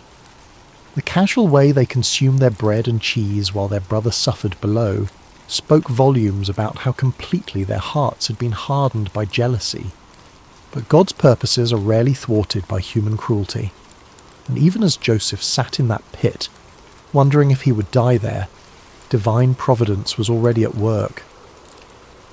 In the distance, a caravan of Ishmaelite traders appeared on the horizon, their camels loaded with spices, balm and myrrh bound for Egypt. Judah, perhaps feeling some stirring of conscience, looked at his brothers and said, "What will we gain if we kill our brother and cover up his blood? Come, let's sell him to the Ishmaelites and not lay our hands on him. After all, he is our brother, our own flesh and blood." The brothers agreed, seeing an opportunity to rid themselves of Joseph while making a profit. They pulled Joseph out of the cistern and sold him to the traders for 20 shekels of silver. As the caravan disappeared into the distance with Joseph bound among the slaves, the brothers took his coat of many colours and tore it. Then they killed a goat and dipped the coat in its blood. When they returned home, they presented the bloodied coat to their father. "We found this," they said. "Examine it to see whether it is your son's robe." Jacob recognized it immediately. The colours that had once brought him such joy now brought only anguish. "It is my son's robe," he cried. "Some ferocious animal has devoured him. Joseph has surely been torn to pieces." Jacob tore his clothes in grief and put on sackcloth. He mourned for his son many days, and though all his sons and daughters came to comfort him, he refused to be comforted. "No," he said, "I will continue to mourn until I join my son in the grave." Meanwhile, the caravan carrying Joseph continued its journey toward Egypt, each step taking him further from everything he had ever known and loved. As the young man looked back at the fading hills of his homeland, he could not have imagined that this betrayal, this moment that felt like the end of everything, was actually the beginning of a story that would demonstrate the power of God to bring beauty from ashes and purpose from pain. The journey to Egypt was long and grueling. Joseph, who had never known anything but comfort and privilege, now found himself chained among slaves, his feet bloody from walking across rough terrain, his throat parched from the desert sun. The traders were not cruel, but neither were they kind. He was simply merchandise to them, a commodity to be delivered in good condition to fetch the best price. As the caravan crested the final hill before entering Egypt, Joseph's eyes widened at the sight before him. Egypt was unlike anything he had ever seen. The Nile River stretched like a blue ribbon through the landscape, its banks lined with lush green vegetation that stood in stark contrast to the golden desert beyond. Pyramids rose majestically in the distance, monuments to the power and sophistication of this ancient civilization. The cities teemed with activity, merchants hawking their wares, craftsmen plying their trades, and everywhere the bustle of a society that had mastered the art of turning the desert into a garden. In the slave market of Memphis, Joseph stood with the others as potential buyers examined them like livestock. His youth and obvious intelligence caught the eye of several bidders, but it was Potiphar, an officer of Pharaoh and captain of the guard, who ultimately purchased him. Potiphar was a man of considerable wealth and influence, with a household that required numerous servants to maintain its operations. Joseph's new life began in Potiphar's house, where he was assigned to work among the other servants. Everything about his circumstances had changed. He who had once worn a coat of many colours now dressed in the simple linen of a slave. He who had once been served was now serving others. He who had once been the favoured son was now property, with no rights and no freedom. But something remarkable happened in Potiphar's house. Instead of becoming bitter or despondent, Joseph chose to serve with excellence. When he was given a task, he completed it better than anyone expected. When he was assigned to care for something, he treated it as if it were his own. His attitude was not that of a man who'd been wronged, but of someone who understood that his character was more important than his circumstances. It didn't take long for Potiphar to notice this exceptional young man. While other servants did only what was required of them, Joseph anticipated needs before they were expressed. He learned the Egyptian language with remarkable speed, mastered the customs of the household, and demonstrated an administrative ability that was far beyond his years. Most importantly, there was something about Joseph's presence that seemed to bring blessing wherever he went. Potiphar began to entrust Joseph with greater responsibilities. First, he made him his personal attendant. Then he put him in charge of his household affairs. Before long, Joseph was managing all of Potiphar's possessions, his property, his servants, his business dealings. The Egyptian captain of the guard had never seen anything like it. Everything that Joseph touched seemed to prosper. Years passed, and Joseph grew from a teenager into a handsome young man. The hardships he had endured had not broken him, but had instead forged him into someone of remarkable character and capability. Potiphar trusted him completely, to the point where he concerned himself with nothing except the food he ate. Everything else was in Joseph's capable hands. But success and favour can sometimes bring their own dangers, and Joseph was about to face a test that would prove even more challenging than the pit his brothers had thrown him into. Potiphar's wife had noticed the young Hebrew slave who had risen to such prominence in her household. Joseph was not only capable and trustworthy, but he had grown into a man of striking appearance. Day after day she watched him as he went about his duties with quiet dignity and remarkable competence. Soon, watching was not enough. "Come to bed with me," she said to Joseph one day when they found themselves alone. Joseph was stunned by her proposition. The wife of his master, a woman of rank and privilege, was propositioning a slave. But Joseph's response revealed the depth of his character and the strength of his convictions. "No," he said firmly but respectfully. "With me in charge, my master does not concern himself with anything in the house. Everything he owns he has entrusted to my care. No one is greater in this house than I am. My master has withheld nothing from me except you, because you are his wife. How then could I do such a wicked thing and sin against God?" Day after day she spoke to Joseph, but he refused to go to bed with her or even to be with her. Joseph understood that betraying Potiphar's trust would not only be wrong, but it would also be a sin against the God who had been with him through all his trials. His integrity was not for sale, regardless of the price or the pressure. But a person determined to do wrong will often become vindictive when their advances are rejected. Potiphar's wife's desire turned to anger, and her anger to a determination for revenge. She waited for the right opportunity, and one day when Joseph came into the house to attend to his duties, and none of the household servants were inside, she made her move.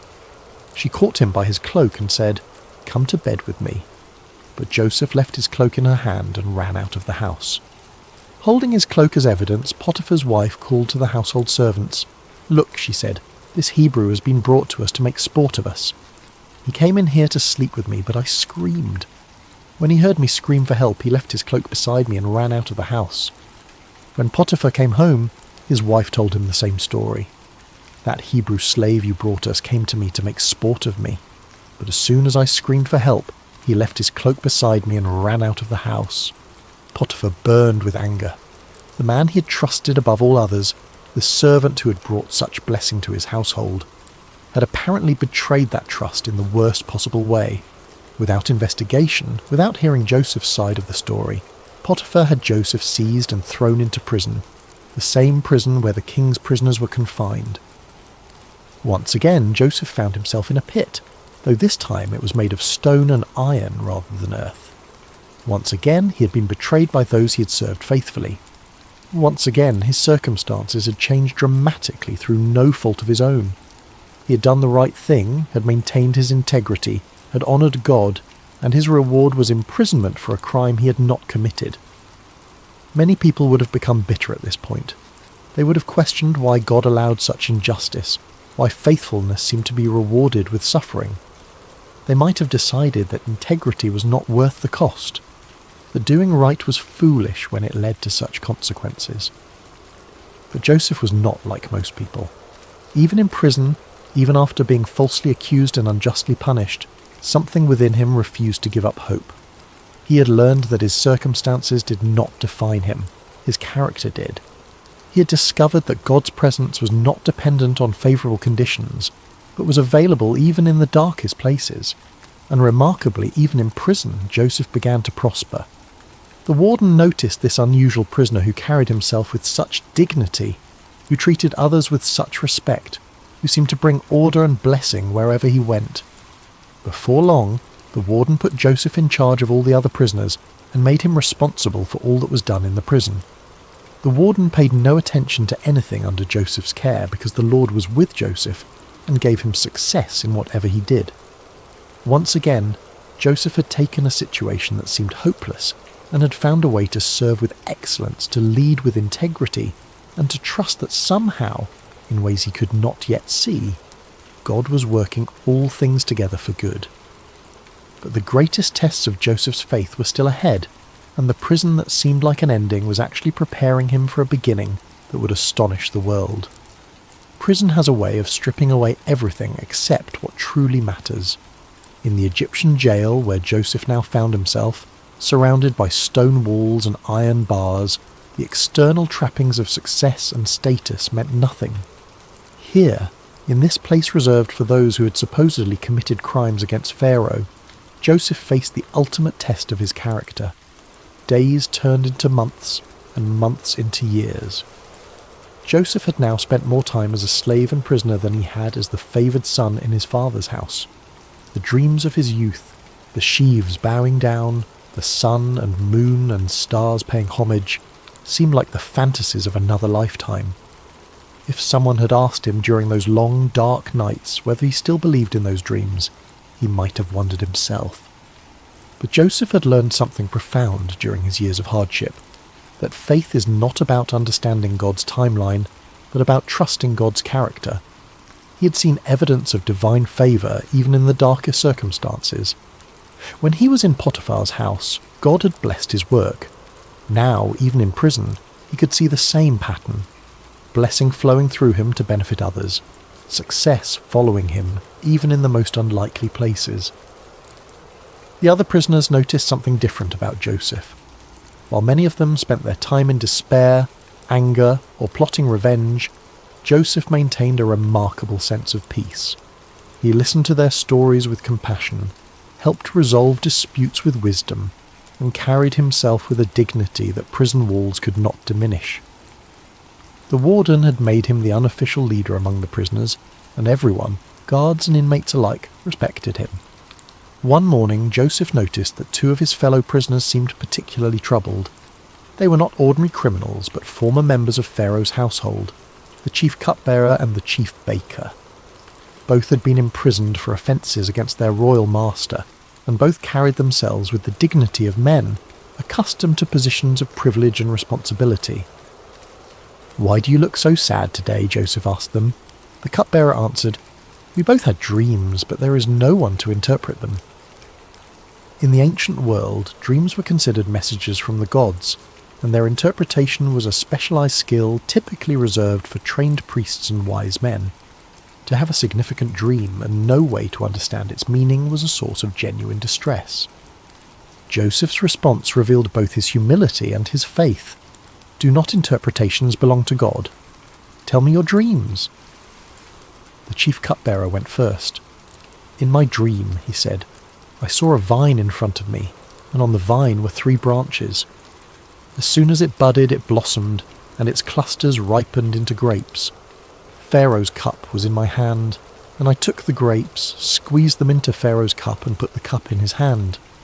Joseph listened carefully, and as the cupbearer spoke, understanding came to him with a clarity that felt like sunrise after a long night. "This is what it means," Joseph said. "The 3 branches are 3 days. Within 3 days Pharaoh will lift up your head and restore you to your position, and you will put Pharaoh's cup in his hand, just as you used to do when you were his cupbearer." The cupbearer's face lit up with hope. Joseph continued, "But when all goes well with you, remember me and show me kindness. Mention me to Pharaoh and get me out of this prison. I was forcibly carried off from the land of the Hebrews, and even here I have done nothing to deserve being put in a dungeon." When the chief baker saw that Joseph had given a favourable interpretation to the cupbearer's dream, he eagerly shared his own vision. "I too had a dream," he said. "On my head were 3 baskets of bread. In the top basket were all kinds of baked goods for Pharaoh, but the birds were eating them out of the basket on my head." Joseph's expression grew grave as he received understanding of this dream as well. The interpretation was not pleasant, but Joseph knew he had to speak the truth. "This is what it means," he said gently. "The 3 baskets are 3 days. Within 3 days Pharaoh will lift off your head and impale your body on a pole, and the birds will eat away your flesh." 3 days later it was Pharaoh's birthday, and he gave a feast for all his officials. He lifted up the heads of the chief cupbearer and the chief baker in the presence of his officials. He restored the chief cupbearer to his position, so that he once again put the cup into Pharaoh's hand. But he impaled the chief baker, just as Joseph had said to them in his interpretation. The accuracy of Joseph's interpretation should have marked him as a man of extraordinary ability, someone worthy of attention and favour. The chief cupbearer had been restored to his position of influence, with direct access to the most powerful man in Egypt. Surely he would remember the prisoner who had correctly interpreted his dream and had specifically asked to be remembered. But the chief cupbearer forgot about Joseph. This forgetting was perhaps one of the most difficult trials Joseph had yet faced. It was not the active betrayal of his brothers or the false accusation of Potiphar's wife, but the passive neglect of someone who simply failed to keep his word.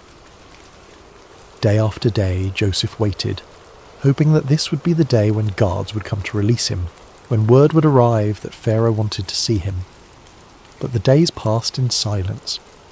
Months turned into a year, and then another year. 2 full years passed, and still the cupbearer, busy with his restored duties and privileges, did not remember the Hebrew slave who had correctly interpreted his dream. It was as if Joseph had been forgotten not just by one man, but by the entire world. During these 2 years of waiting, Joseph could have become bitter. He could have concluded that helping others was pointless, that kindness was wasted on those who would not return it. He could have decided that his gift for interpreting dreams was worthless if it could not even secure his own freedom. Many people would have given up hope entirely. But Joseph continued to trust, continued to serve, continued to maintain his character even when it seemed to bring no reward. He understood something that many people never learn, that our calling is to be faithful, not to control outcomes.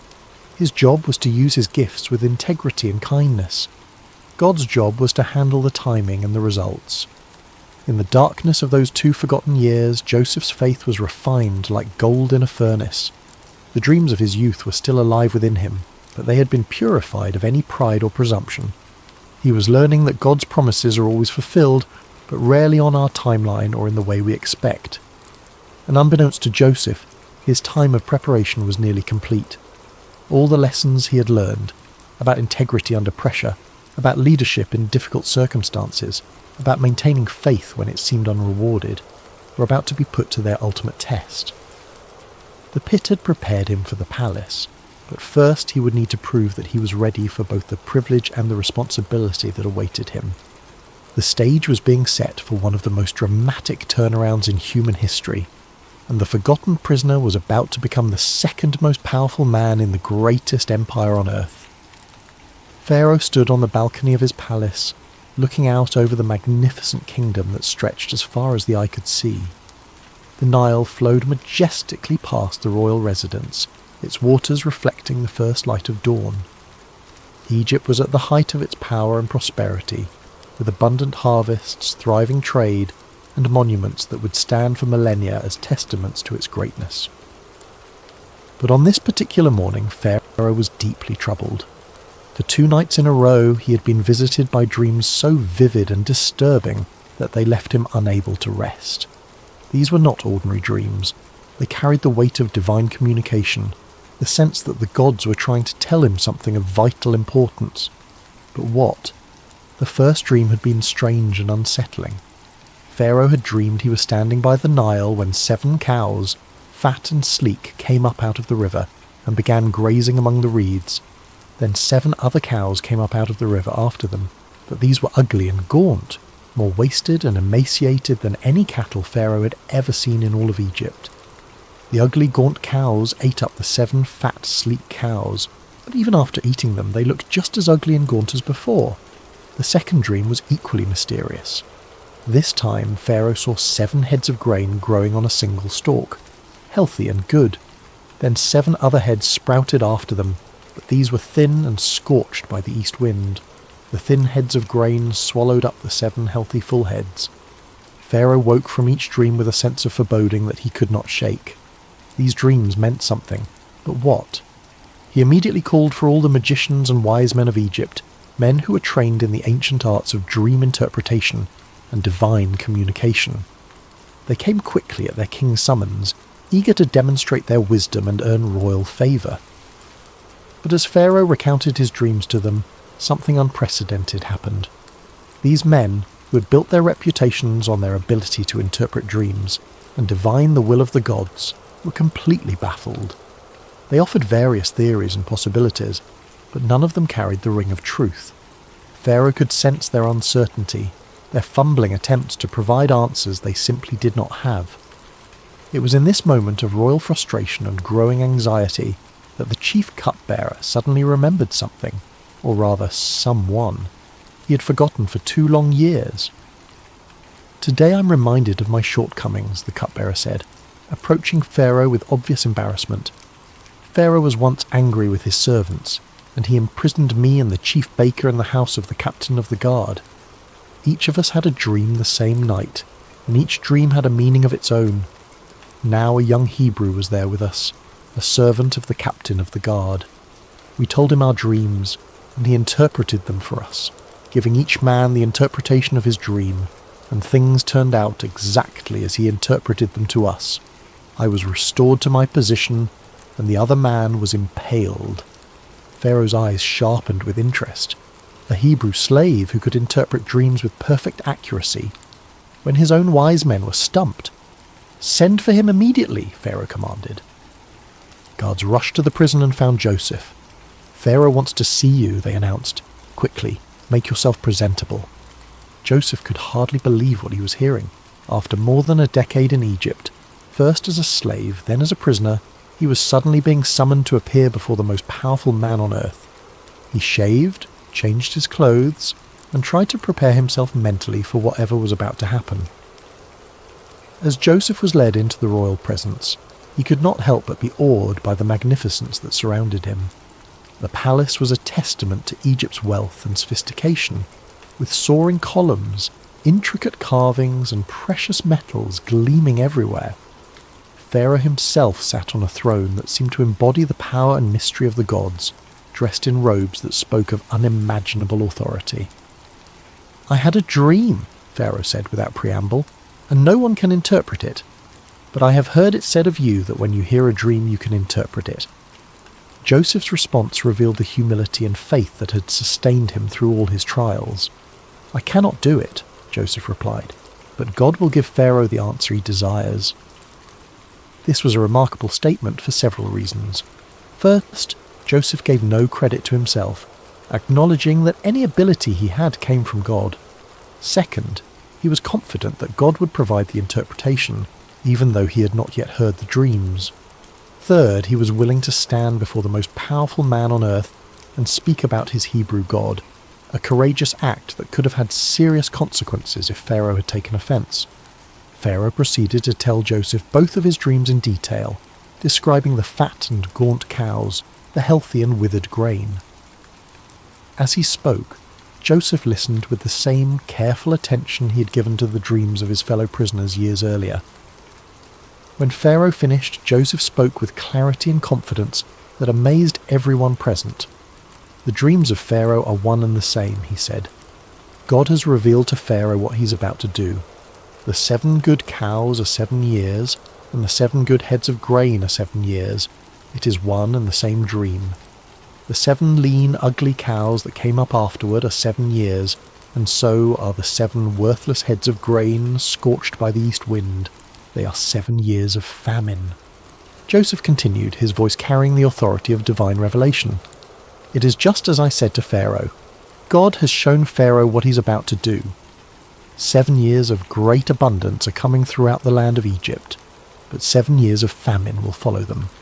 Then all the abundance in Egypt will be forgotten, and the famine will ravage the land. The abundance in the land will not be remembered, because the famine that follows it will be so severe. The reason the dream was given to Pharaoh in 2 forms is that the matter has been firmly decided by God, and God will do it soon." But Joseph did not stop with the interpretation. Drawing on his years of experience in administration and his natural wisdom, he offered practical advice for dealing with the crisis that was coming. "And now let Pharaoh look for a discerning and wise man and put him in charge of the land of Egypt. Let Pharaoh appoint commissioners over the land to take 1/5 of the harvest of Egypt during the 7 years of abundance. They should collect all the food of these good years that are coming and store up the grain under the authority of Pharaoh, to be kept in the cities for food.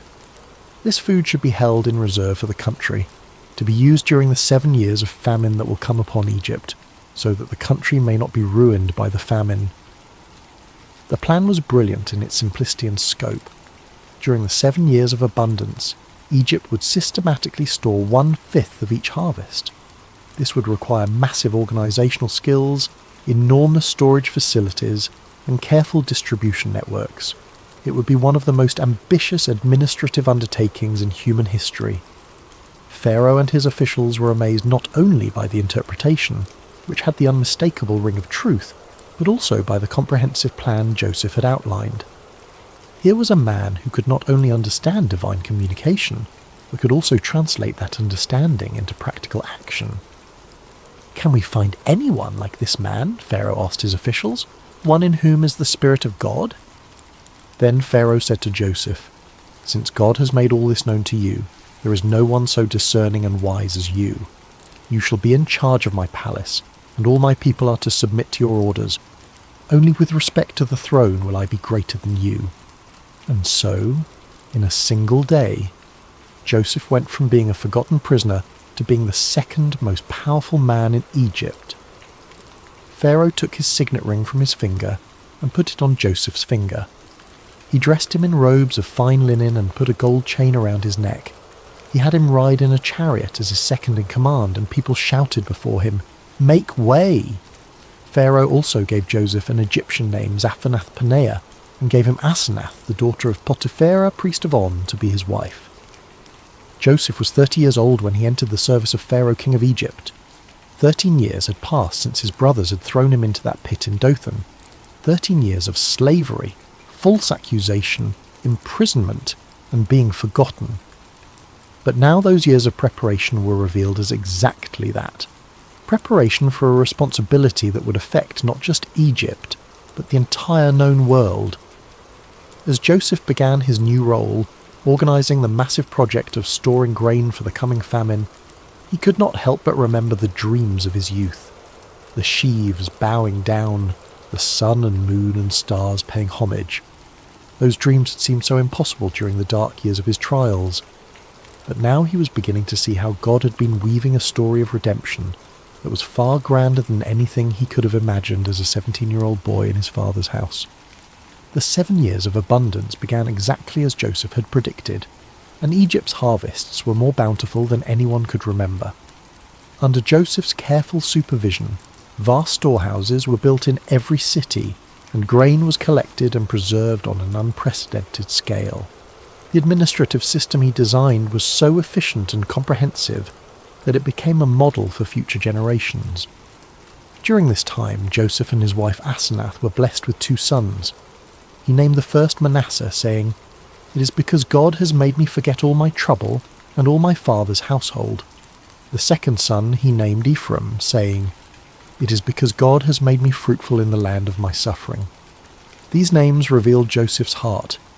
He was grateful for the blessing of forgetting the pain of his past, but he also recognized that God had made him fruitful precisely in the place where he had suffered most.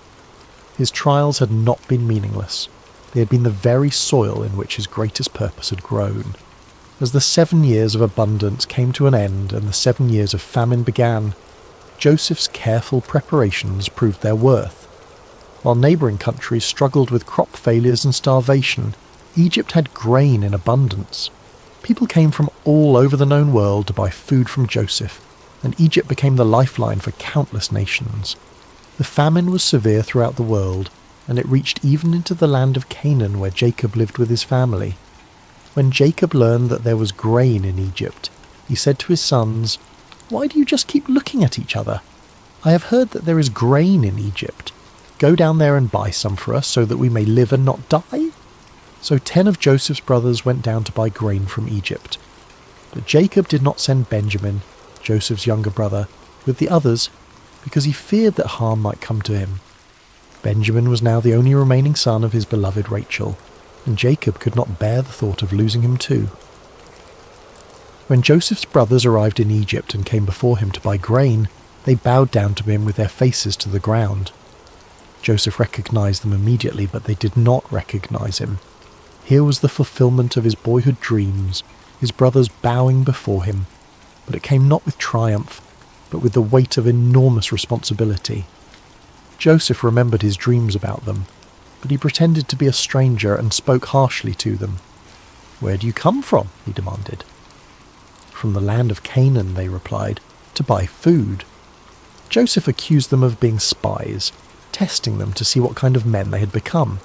Through a series of encounters, he kept Simeon as a prisoner and demanded that they bring Benjamin to prove their honesty. When they returned with Benjamin, Joseph's emotions nearly overwhelmed him, but he continued to test them. The final test came when Joseph had his silver cup planted in Benjamin's sack, then accused him of theft. When the cup was found, Joseph declared that Benjamin would become his slave. It was then that Judah, the same brother who had suggested selling Joseph years before, stepped forward and offered to take Benjamin's place as a slave, saying he could not bear to see his father's grief if Benjamin did not return. This act of selfless love broke Joseph's heart. His brothers had changed. The jealous, cruel men who had thrown him into a pit were now willing to sacrifice themselves for each other and for their father's happiness. Joseph could no longer control himself. He sent all his attendants away and revealed himself to his brothers. I am Joseph. Is my father still living? He said, weeping so loudly that the Egyptians heard him. His brothers were terrified, but Joseph reassured them, Come close to me. I am your brother Joseph, the one you sold into Egypt. And now, do not be distressed and do not be angry with yourselves for selling me here, because it was to save lives that God sent me ahead of you. For 2 years now there has been famine in the land, and for the next 5 years there will be no ploughing and reaping. But God sent me ahead of you to preserve for you a remnant on earth, and to save your lives by a great deliverance. So then, it was not you who sent me here, but God. This was the heart of Joseph's story, not revenge, but redemption, not bitterness, but blessing. He had learned to see God's hand even in the betrayal and suffering he had endured.